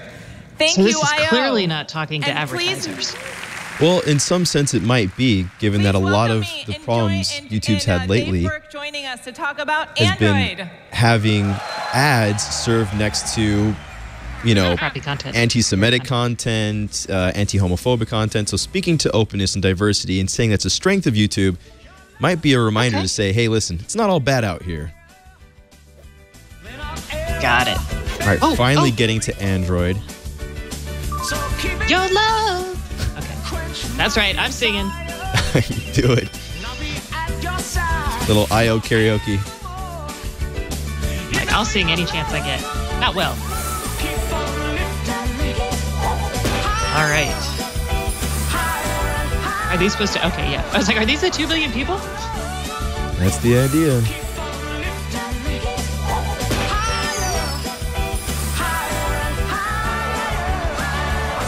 Oh, you know what else Google thinks I like? Kim Kardashian. It is not true. Hi, everybody. Not true. Great to be here. False positive there, huh? 2017. As you can see, we found some new ways to hardware accelerate Android, this time with jetpacks. But seriously, 2 billion active devices. Here's Dave Burke, the engineering chief for Android. And that's just smartphones and tablets. We're also seeing new momentum in areas such as TVs and cars and watches and laptops and beyond. So let me take a moment and give you a quick update on how Android is doing in those areas. Android Wear 2.0 launched earlier this year with a new update for Android and iPhone users. And with new partners like Emporio Armani, Movado, and New Balance, we now enable 24 of the world's top watch brands. A lot of watch brands Android worth Auto. noting. Verizon just killed off its LG Android Wear watch a couple days ago. Car models and the Android Auto mobile app. And just this week, Audi and Volvo announced that their next generation nav systems will be powered by Android for a more seamless connected car experience. Android TV, we've partnered with over 100 cable operators and hardware manufacturers around the world. And now we're now seeing 1 million device activations every 2 months. And there are more than 3,000 Android TV apps in the Play Store. This year, we're releasing a brand new launcher interface and bringing the Google Assistant to Android TV. There you go. Android Finally, TV they talk previewed about late it. last year. Good to see they're And tying already that together. There are thousands of developers in over 60 countries using it to build connected devices with easy access to the Google Assistant, Yeah, they just TensorFlow, put voice on and this more. guy. The full launch is coming later this year. Chromebooks comprise almost 60% of K-12 laptops sold in the US, and the momentum is growing globally. And now, with the added ability to run Android apps, you get to target laptops too. Now, of course, platforms are only as good as the apps they run. The Google Play ecosystem is more vibrant than ever. Android users installed a staggering 82 billion apps and games in the past year. That's 11 apps for every person on the planet. I have 102 All right, apps. so let's come back to smartphones. And the real reason I'm You are here not an is average to use talk case. about Android O. 2 months ago, we launched our very first developer preview, so you could kick the tires on some of the new APIs. And of course, it's very much a work in progress, but you can expect the release later this summer. Today, we want to walk you through 2 themes in O that we're excited about. The first is something we call fluid experiences. It's pretty incredible what you can do in a mobile phone today and how much we rely on them as computers in our pockets. But there are still certain things that are tough to do on a small screen. So we're doing a couple of features in O that we think will help with this, which I'll cover in just a moment. Can we move it from one screen to another? Is something we call vitals. And the concept here I hope is to so. keep vital system Multitasking has always behavior been a in little healthy bit state, easier in so we Android can than it has maximize the user's iOS, but it's battery, still a little clunky. performance, and reliability. Well, being able to move your stuff from your iPhone to your MacBook was always kind of cool. They announced that, was that 2 years ago, a year and a half ago? Yeah. And I'd like to see a little bit more of that for Google devices. These days, we do a lot at once on our phones, whether it's paying for groceries while reading a text message you just received, or looking up guitar chords while listening to a new song. But conventional multi-window techniques don't translate well to mobile. They're just too fiddly to set up with when you're on the go. We think picture-in-picture is the answer for many cases. So let's take a look. My kids recently asked me to build a lemonade stand, so I opened up YouTube and I started researching DIY videos, and I found this one. Now, at the same time, I want to be able to jot down the materials I need to build for this lemonade stand. So to multitask, all I do is press the home button, and boom, I get picture-in-picture. You can think of it as a kind of automatic multi-window. I get it out of the way, I can launch Keep, I can add some more materials, so I know I need to get some And this is on wood glue, iOS, like so. is it 10? Then when I'm done, I just simply swipe it away like that. It's brilliant. All right. Picture-in-picture lets you do more with your phone. It works Picture-in-picture's great when been video around calling with for a while on lots of different devices. Samsung's been doing it for a minute as well. a barbecue with Cool. friends. But it's still nice. Still nice. For example, picture-in-picture for maps navigation, or watching Netflix in the background, and a lot more. And we're also excited to see what you come up with for this feature. I was kind of hoping they would let We're me also slide making it to my notification Android car, interactions more fluid Android for Autos, users. like the map or something. Kind of swiping it up. When it comes to Yeah. its advanced That would be nice. notification system. Wouldn't it? You know, we're extending the reach of notifications with something we call notification dots. It's a new way for app developers to indicate that there's activity in their app and to drive engagement. So let's take a look. Oh God, kill me now. You'll notice that the Instagram app icon has a dot in it. And this is indicating that there's a notification associated with the app. So if I pull down the shade, sure enough, you can see there's a notification. In this case, someone's commented on a photo I'm tagged in. What's really cool is I can long press the app icon, and we now show the notification in place. Oh, this is a lot like 3D Touch. One of the things I really like about the notification mechanism is that it works with zero effort from the app developer. We even extract the color of the dot from your icon. Oh, and you get to erase the icon by simply swiping the notification like that, so you're always in control. Another great feature in O that helps make your experience more fluid is autofill. Now, if you use Chrome, you're probably already familiar with autofill for quickly filling out a username and password or credit card information with a single tap. With O, we've extended autofill to apps. So let's say I'm setting up a new phone for the first time, and I open Twitter, and I want to log in.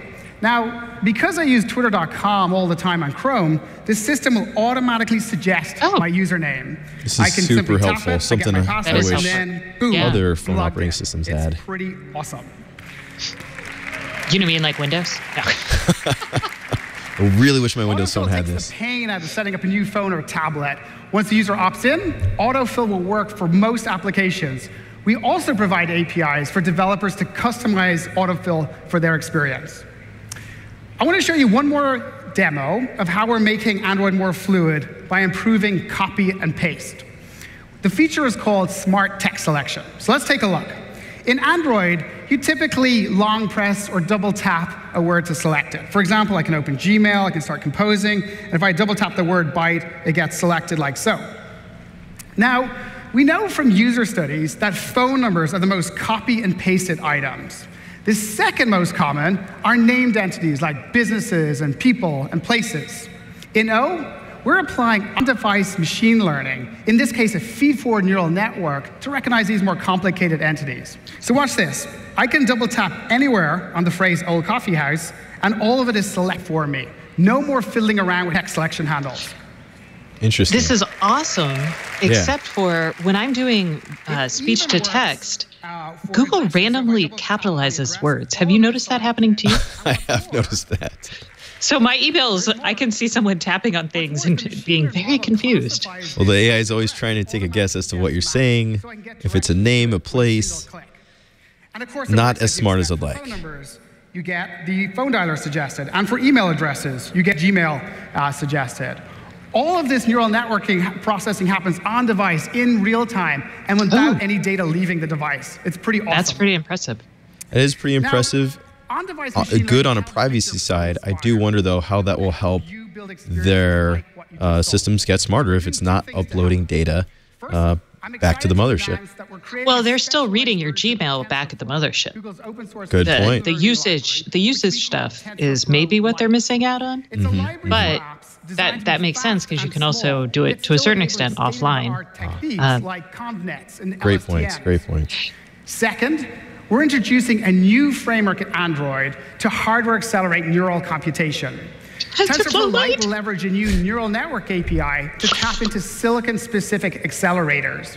And over time, we expect to see DSPs specifically designed for neural network inference and training.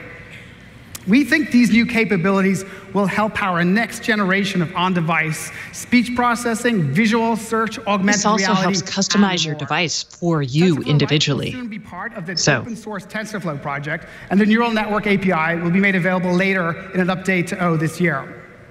Okay, so that's a quick tour of some of the fluid experiences in O. Let's switch gears and talk about vitals. So to tell you more, I want to hand over to Steph, who's been instrumental in driving this project. Thank you.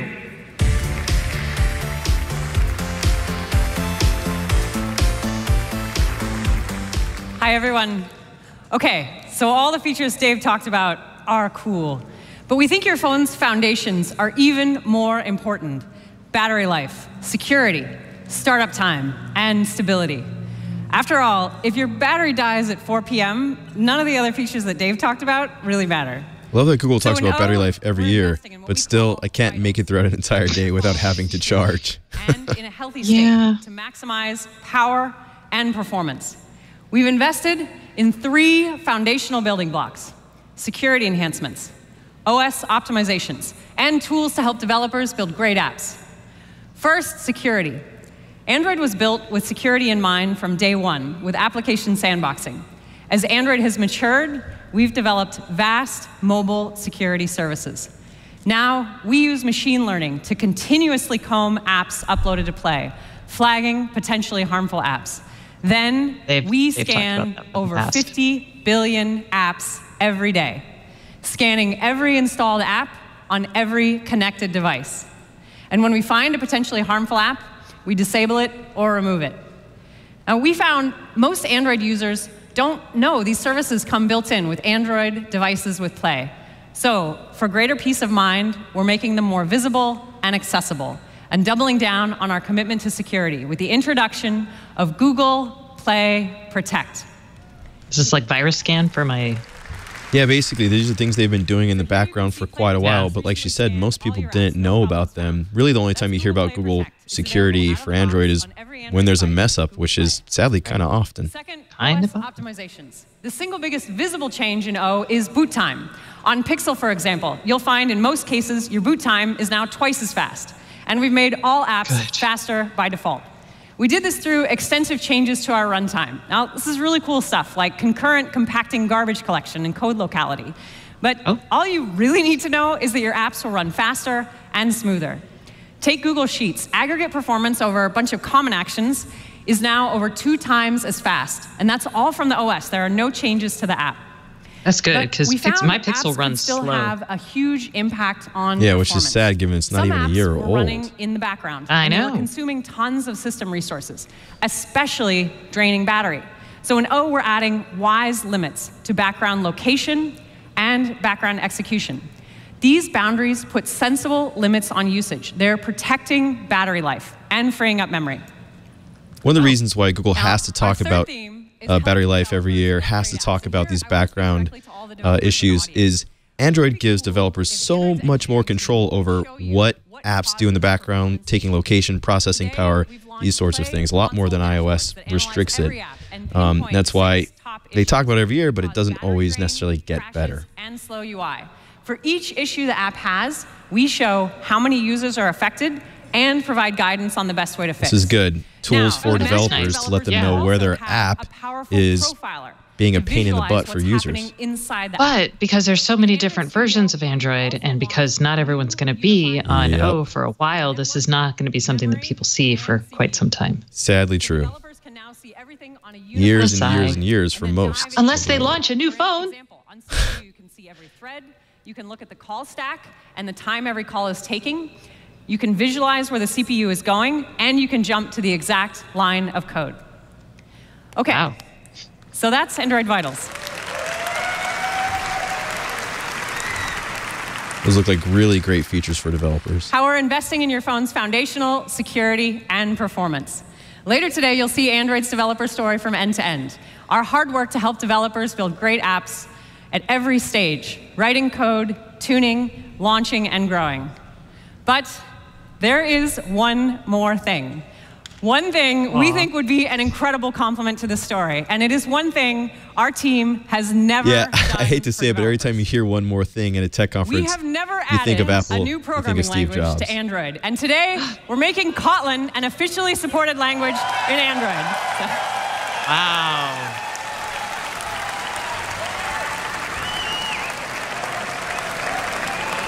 So, Kotlin is what our developer community has already asked for. It makes developers so much more productive. It is fully like Swift? Android runtime compatible. It is totally interoperable with your existing code. Kind of. Kotlin's been out there for a while. It doesn't come from Google, where Swift was actually coming from Apple itself. And it's definitely popular if you've used Java or C+. Then you might be familiar with Kotlin. JetBrains CEO Max Shafarov is here. Oh, JetBrains is the company that built Kotlin. You got it. Got it.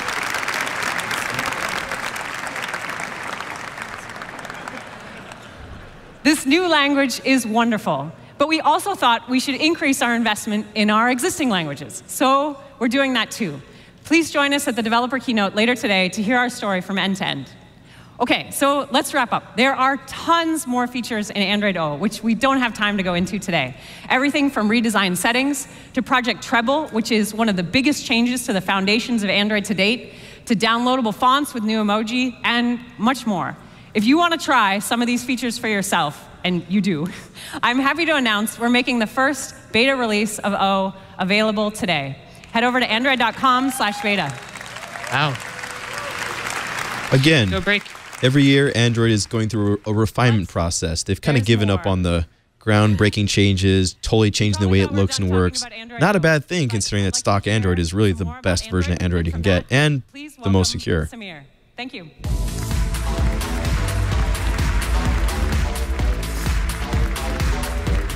Thanks, Steph. Hi, everyone. From the beginning, Android's mission has been to bring the power of computing to everyone. And we've seen tremendous growth over the last few years, from the high-end to entry-level devices in countries like Indonesia, Brazil, and India. In fact, there are now more users of Android in India than there are in the US. And every minute, 7 Brazilians come online for the first time. Now, all this progress is amazing. For those of us who have a smartphone, we intuitively understand the profound impact that computing is having on our daily lives. And that's why our team gets so excited about how we can help bring this technology to everyone. So we took a step back to think about what it would take to get smartphones to more people. There are a few things that are clear. Devices would need to be more affordable, with entry-level prices dropping significantly. This means hardware that uses less power-packed processors and far less memory than on premium devices. But the hardware is only half the equation. The software also has to be tuned for users' needs around limited data connectivity and multilingual use. We learned a lot from our past efforts here with Project Svelte and KitKat and the original Android One program. But we felt like the time was right to take our investment to the next level. So today, I'm excited to give you a sneak peek into a new experience we're building for entry-level Android devices. Internally, we call it Android Go. Android Go focuses on 3 things. First, optimizing the latest release of Android to run smoothly on entry-level devices, starting with Android O. Second, a rebuilt set of Google apps that use less memory, storage space, and mobile data. And third, a version of the Play Store that contains the whole app catalog, but highlights the apps designed by all of you for the next billion users. And all 3 of these things will ship together as a single experience, starting on Android O devices with 1 GB or less of memory. Okay. Let's take a look at some of the things we're working on for Android Go. First, let's talk about the operating system. For manufacturers to make more affordable entry-level devices, the prices of their components have to come down. Let's take one example. Memory is an expensive component. So we're making a number of optimizations to the system UI and the kernel to allow an Android O device built with the Go configuration to run smoothly with as little as 512 megabytes to 1 GB of memory. Now, on-device performance is critical, but data costs and intermittent connectivity are also big challenges for users. One person put it best to me when she said, "Mobile data feels like currency," and she wanted more control over the way she spent it. So on these devices, we're putting data management front and center in quick settings. And we've created an API that carriers can integrate with, so you can see exactly how much prepaid data you have left and even top up right there on the device. Now, carriers can integrate with this, but will they? Yeah, it's not necessarily always in their best interest to do so when they'll get paid if you go over your cap. Although you could, and I think it's been successfully shown that if you give people tools, mobile tools, they will start spending more once they understand how valuable it is. Yeah, they'll definitely use them. In aggregate, this feature is saving users over 750 terabytes of data every day. I mean, in a lot of ways, I would use a data saver for like surfing the web. It could kill all those ads. Good Lord. For their users I know. with limited data connectivity. Feedback on the new YouTube app has been phenomenal. And we're taking many of the lessons we've learned here and applying them to several of our Google apps. Let me show you some of the things I love about YouTube Go. First, there's a new preview experience, so you can get a sneak peek inside a video before you decide to spend your data to watch it. And when you're sure this is the video for you, you can select the streaming quality you want and see exactly how much mobile data that's going to cost you. Seems super helpful and hopefully demystifying, you know, what these numbers mean. Sometimes when you see how much data you've used, it doesn't necessarily translate. I gotta think if you're in like the middle of nowhere or you can't afford like a big phone or a higher end or even a mid-tier phone, your probably biggest concern isn't watching video, is getting like pricing data for your crops or just basic information. So I don't, this feels like, ooh, this is neat, but I don't think people are prioritizing video on their phone if they can't afford one, you know? Might be possible. Really common use case for people coming online today. For example, Gboard now supports over 191 languages, including the recent addition of 22 Indian languages. And there's even a transliteration feature, which allows you to spell words phonetically on a QWERTY keyboard to type in your native language script. Now, Gboard is super cool, so I want to show it to you. I grew up in the US, so for any of my family that's watching, don't get too excited by the demo. I haven't learned Hindi yet, and I'm sorry, Mom. Okay. So let's say I want to send a quick note to my aunt in India. I can open up Allo, and using Gboard, I can type there's someone using Allo phonetically, tum kaise ho, which means, how are you, in Hindi. And transliteration automatically gives me Hindi script. That's pretty cool. Now let's say I want to ask her how my IO speech is going, but I don't know how to say that in Hindi at all. I can use the built-in Google Translate feature to say, if Translate worked better than it does, I would be willing to trust this a little bit more than I do right now. All built right into the keyboard. What did I actually just text my aunt? Right?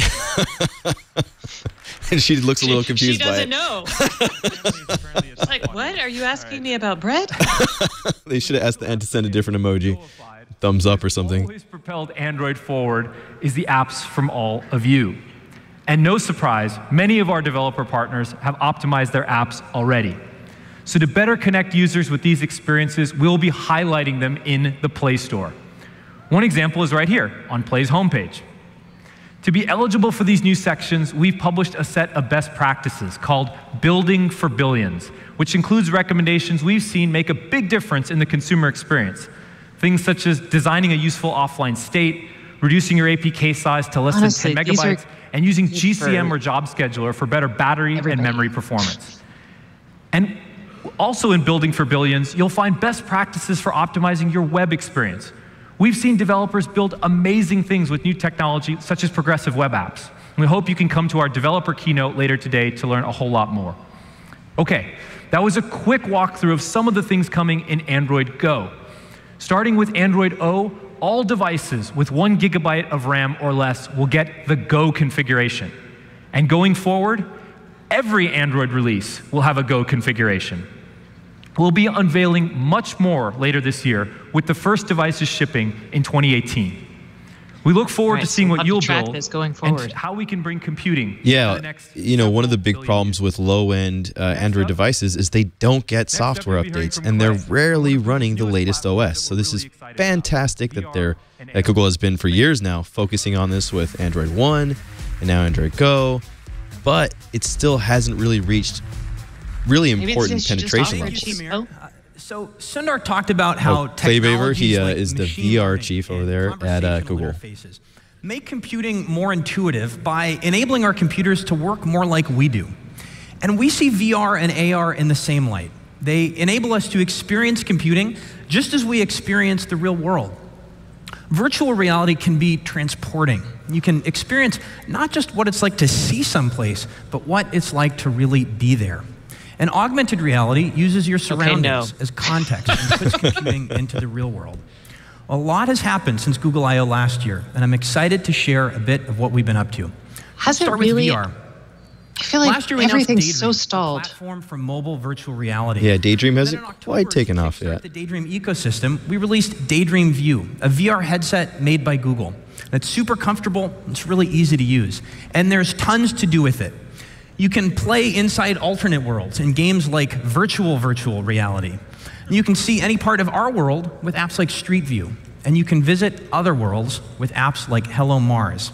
There's already a great selection of Daydream phones out there, and we're working with partners to get Daydream on even more.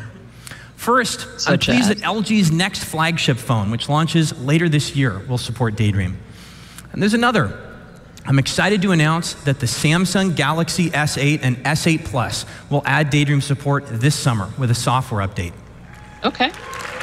Are we excited, good. Nathan? Yeah, it's good. Samsung, of course, yeah, you still have to not have enough. a high-end phone to do it, though. You can't just throw VR on. Daydream. Exactly. So great momentum in Daydream's first 6 months. I mean, if you're going to start somewhere with Daydream compatibility, you want to start with Samsung. They're the biggest of the Android sellers, but still like to see it on more devices. And there are a lot of nice things about smartphone VR. It's easy. There aren't a bunch of cables and things to fuss with. You're not getting your dedicated VR gear. I'm with Google on this. It's portable. You can throw your headset in a bag.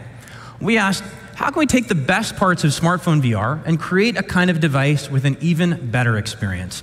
Well, I'm excited to announce that an entirely new kind of VR device is coming to Daydream, what we call standalone VR headsets. All right. This is what I was looking for. So what's a standalone headset? Well, the idea is you have everything you need for VR built right into the headset itself. There's no cables, no phone, and certainly no big PC. And the whole device but it's got to be expensive, right? VR. And that's cool for a couple of reasons. First, it's easy to use. Getting into VR is as easy as picking the thing up. And it's one step in 2 seconds. And second, presence. And by that, I mean really feeling like you're there. By building every part of the device specifically for VR, we've been able to optimize everything. The displays, the optics, the sensors, all to deliver a stronger sense of being transported. And nothing heightens the feeling of presence like precise tracking, how the headset tracks your movement. And we've dramatically improved tracking with a technology that we call WorldSense. So WorldSense enables what's known as positional tracking.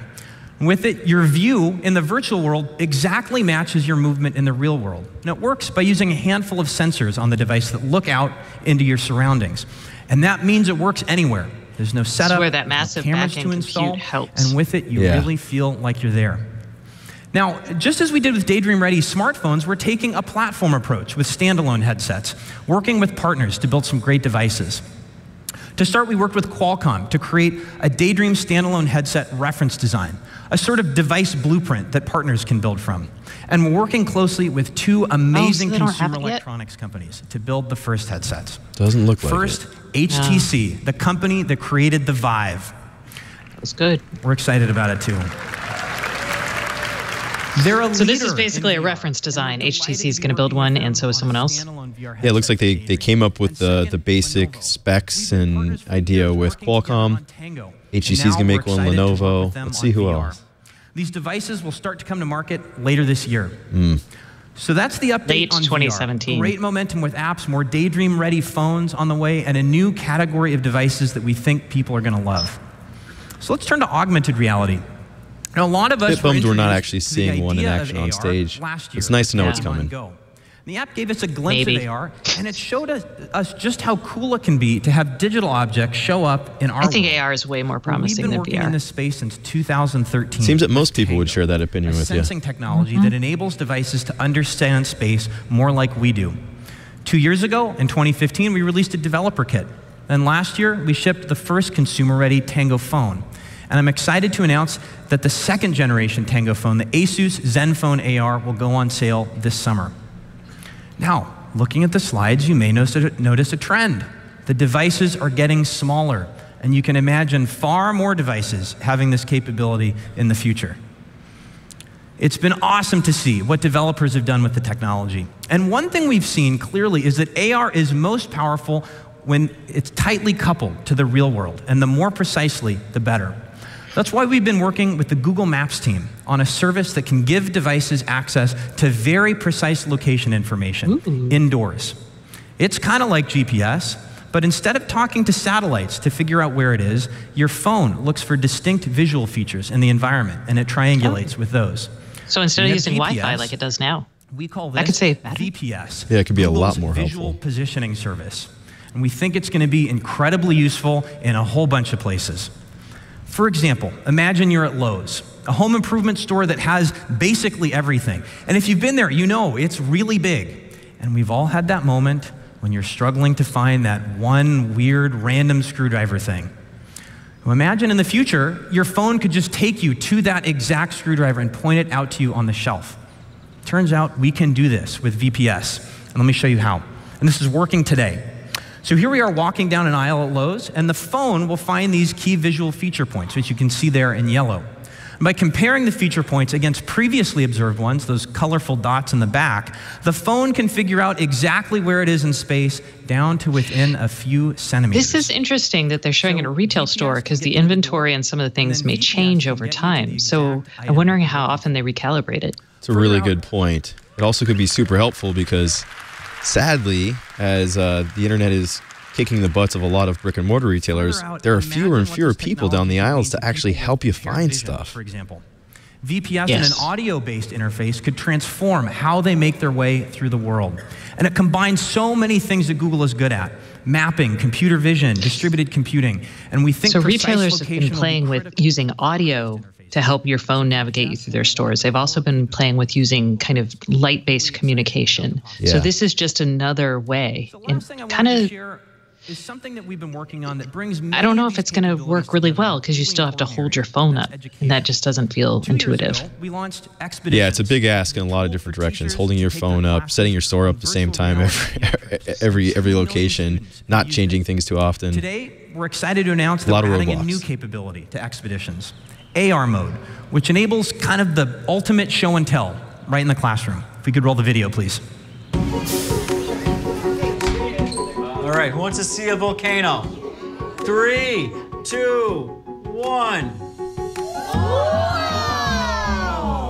Look at that lava, look at that smoke coming out of that. Pretend you're an airplane and fly over the tornado. That's the top of it. What do you see? Again, this looks really, really cool. And it is great technology. I've used a lot of Tango stuff myself, but it's only available on a couple phones that most people aren't going to buy. Yeah. Was that I could see kids get an aha moment that my child, they do these kind of expedition field trippy type things with phones, but you actually get to turn around and look at things from all angles. I'm not sure about the AR component yet. They do it for like field trip kind of things. So more like Google Cardboard type stuff. Yeah. Inside them and see how everything worked, which I never saw before, and it was really, really cool.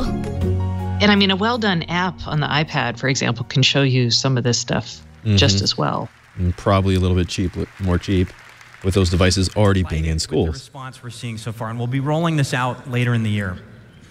So, VR and AR, two different flavors of what you might call immersive computing, computing that works more like we do. We think that's a big idea.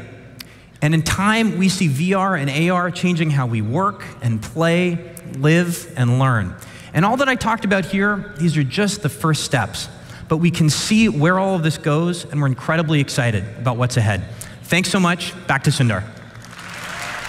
Oh, are we coming to the end, do you think? Yeah, usually Sundar is the guy who wraps everything up. A little disappointed. I was hoping for a little bit more on the VR and AR side. Really kind of feels like a placeholder. Hey, some cool stuff's coming. We might see some things later this year. Well, most of the stuff they announced is coming later this year. They got a beta version, but that's later. All the VR stuff is later, no pricing. Google Lens is coming out though, right? Later this year as well. That's later? Okay. Yeah, well, in my Google Home making phone calls. Later this year. Later this year, all right. Yeah. So the theme here seems to be context is key, and you'll see it later this year. The future looks bright. Open source platform when you see what people can do on top of it.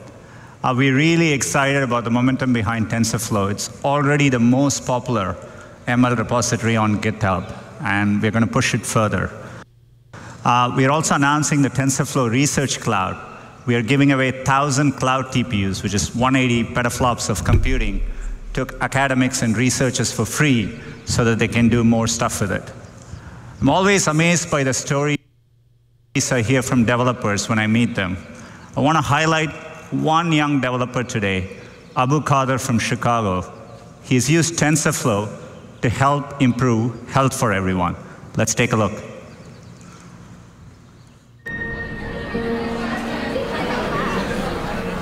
My name is Abu. I am a high school student, 17 years old. My freshman year, I remember Googling machine learning, had no clue what it meant. That's the really cool thing about the internet, is that someone's already doing it, so you can just YouTube it and it's right there. The minute I really saw what machine learning can do, it kind of like hit something within me, this like need to build things to help people. My parents are immigrants from Afghanistan. It's not easy coming in. The only reason we made it through some of the times that we did was because people showed acts of kindness. Seeing that at an early age was enough for me to understand that helping people always comes back to you. Oh my gosh, she has the same tile in her kitchen that I have in mine. It kind of in a way where I can actually genuinely help people. Mammograms are the cheapest imaging format there is. It's the most accessible to people all around the world. But one of the biggest problems that we see in breast cancer is misdiagnosis. So I decided I was going to build a system for early detection of breast cancer tumors that's accessible to everyone and that's more accurate. How was I going to do it? Machine learning. The biggest, most extensive resource that I've used is this platform called TensorFlow. I've spent so many hours going really deep. So there are into several efforts doing this. I'm not trying to diminish the 17-year-old kid's efforts here, but this is a common applying machine learning to radiographical scans are super common. A big problem a lot of people are trying to solve. A wizard at machine learning. I'm completely self-taught. I'm in high school. I YouTubed and just found my way through it. You don't know about that kid in Brazil that might have I love that he used YouTube as a verb kid in right there. Somalia. You don't know that they have probably how your daughter talks, I'm sure. I just YouTubed it. A little bit of hope that they can actually conquer what they're thinking of. Yeah. Okay. That was very inspiring. It told me nothing about TensorFlow versus Cafe or anything else. And he's continued to build it on his own. We are very, very fortunate to have Abu and his family here with us today.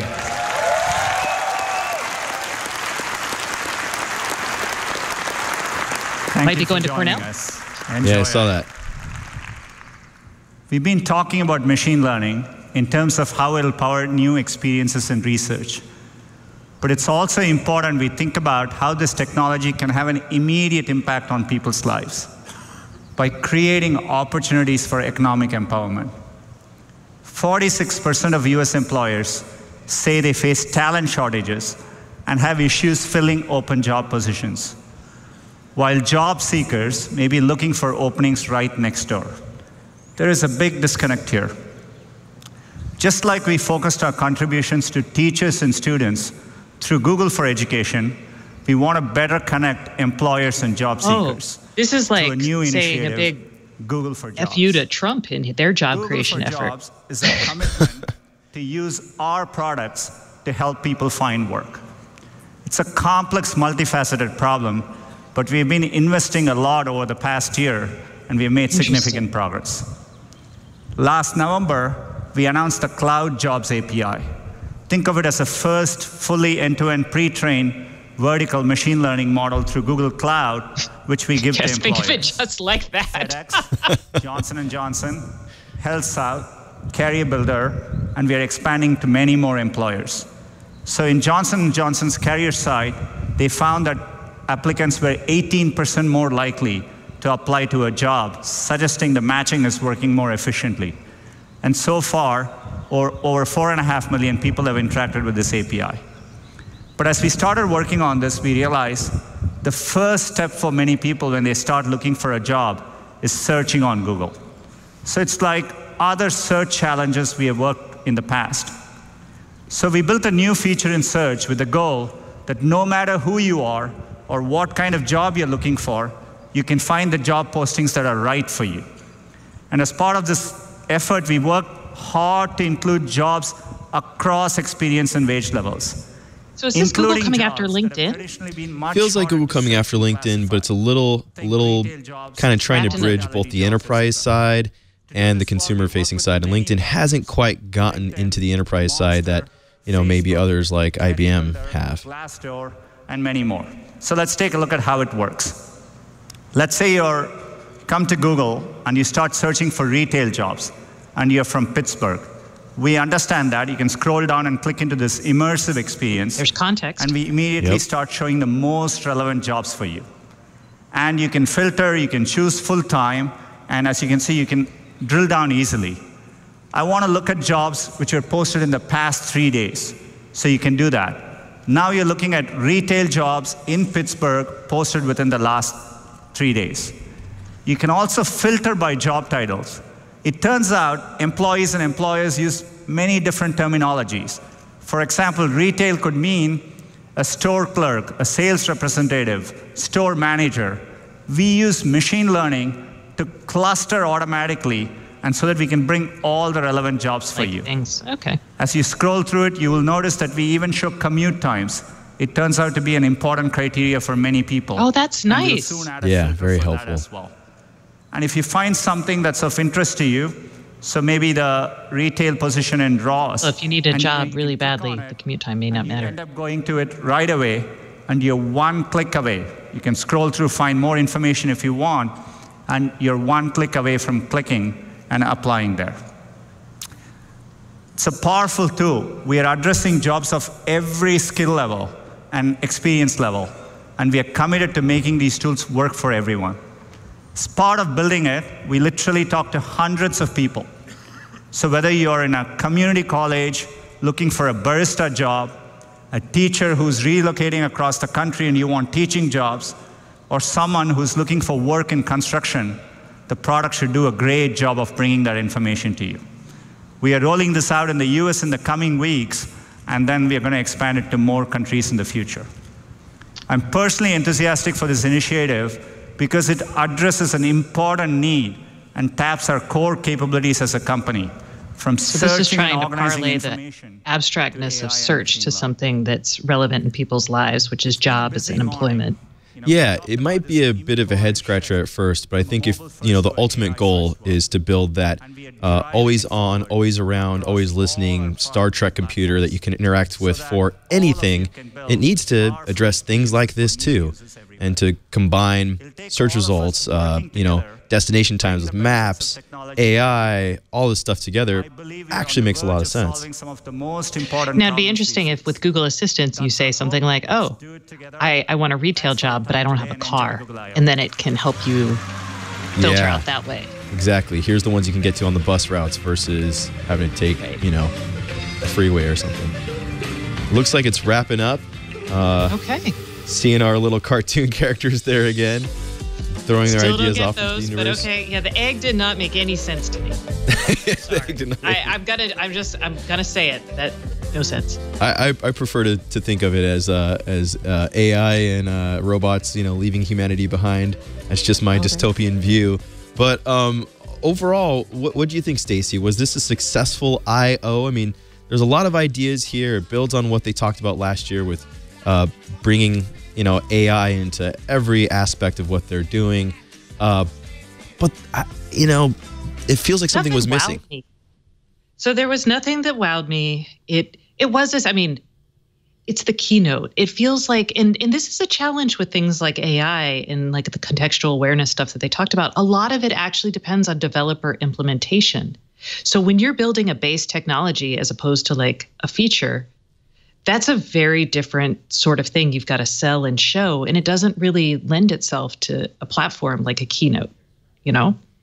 So I think the sessions themselves should be interesting, and I would love to, like, you know, we'll demand Leo and everybody talk to the developers there after going to some sessions and ask them what they think. Are they getting what they need of a vision or a spark of ideas that can be like, oh, I'm in on this. This is great. Yeah, definitely last year felt a little bit more like, hey, here, you know, we're going to have this AI layer. We're going to have, you know, take everything to the next level, tie all of what Google is together to move forward to the future. This year, it did kind of focus a little bit on the developer tools to get there, but I didn't feel like they gave us a better idea of what that future and what that vision looks like. It kind of felt like a little bit of a stopgap. And, you know, while the tools look good and the ideas remain the same, there really wasn't anything that was like new or unexpected from Google. And I gotta say, it's a bit disappointing. You know, in years past, even though it was a dud, we had Google Glass. It was not quite like anything we've seen before.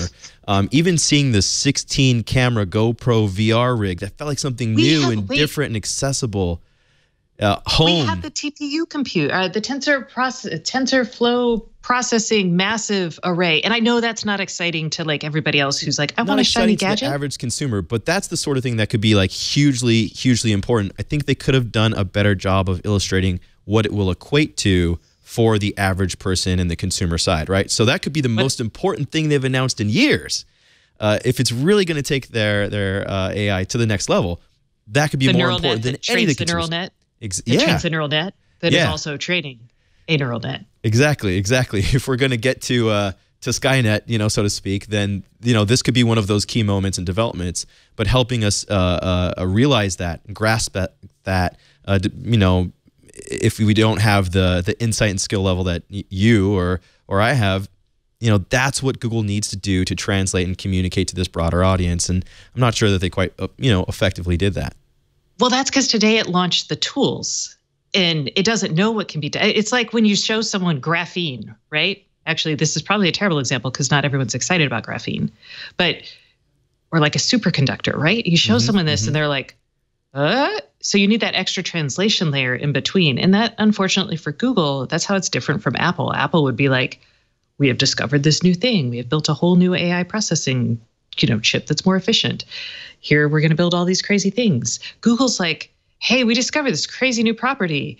We're going to tell you as much as we know about it and give it to you guys. And then you guys have to go back. So again, later this year, the key is, are people going to be excited enough and understand enough what to do with it after talking in the sessions? And this is, I love the way you pointed out there. This is one of the things that makes Google what Google is. They're really a group of engineers who think and speak to engineers first versus Apple that's coming from like a cultural consumer perspective, versus Facebook, which is just like, share more stuff with us. Facebook's F8 keynote was really about, hey, here's going to be AI, here's AR, come build your stuff with us. We're making camera apps and chatbots. And this keynote was, like you said, it's more like, hey, we came up with something great. We still haven't quite figured out what it's going to be, and let's go do this together. And for Google, that's something that they do quite often. They've done, they did that with Glass. They've been doing that with Tango forever. They really build their products in front of the world, and they're not always fully formed or finished as they're doing it, which can be both frustrating and supremely exciting at the same time. Total polar opposite of Apple's approach, which is usually having more of a fully formed idea and product to show off. Even though this is a developers conference, Google really keeps it more focused on the developer and speaking to the developer than anybody else in their keynotes. True. And I'm excited about some of the contextual things because that is voice interface for a long time, natural language processing. That was the missing link, right? Getting that. And so Amazon with the Echo built that. And now what Google's showing off, context and contextual awareness is the missing link between bridging my experience as a human being and as a consumer to all the machine learning that's happening back in the cloud. So what they've done is they're starting to show, they're trying to build out that missing layer of context, which is how machines are going to be able to interact with me in a more natural way. And I know that's a really highfalutin concept. So I don't know. I mean, honestly, they probably did the best they could. Yeah. No, it's a good point. That's that missing piece. And, in the context of, is this the year of Alexa or not? What we saw at CES was so many different devices using Amazon's voice-controlled AI. Google is looking for that missing link and probably has a better chance of solving that problem than anybody else, given the context they have from all the other data sets for all their other products that they've been making for so long. Communicating that better, is what I was looking for. But it's super interesting. I mean, like if you are deep enough in this, you can see how this is a direct response to what its competitors are doing. Whether it be Amazon, Facebook, Apple, or Microsoft. But an interesting keynote, not as flashy, not as sexy as it's been in the past. But I guess time will tell and see where this all goes. It does make me look forward to the rest of this year, though, because there are a ton of products, including that standalone VR headset, that I really want to see. It's like that's great that you're working on it, that scoop came out. I think it was my friends at the Wall Street Journal who broke that story a few months back. Oculus is working on their standalone VR headsets. Not a huge surprise, and we didn't get to see it in action. So a lot of hurry up and wait for me. Yeah, I'll give you that. All right. Well, I think we're going to wrap things up there. Any final thoughts that you want to get to before we call this done? Google Lens, by far the most exciting thing, could make Google Glass relevant in like the next year or two. Oh man, you know, if Google Glass ever came back from the dead, that would be amazing. I don't know. In the same way that if the Fire Phone ever comes back from the dead, Amazon, please don't call it Fire Phone. If Google Glass ever comes back, they got to come up with some other name, and I'm sure they will. But thanks, Stacey. Your wit and insight is always appreciated. This was a blast, and definitely everybody watching, stay tuned for the rest of our Google I/O coverage. And I'm sure we're going to be talking about this in Tech News Today. I'll be filling in for Jason Howell. I'll be joining Megan Maroney on that later. So there's a lot of good stuff coming up from I/O, and if it's worth knowing about, you're definitely going to be hearing about it from us here on TWiT.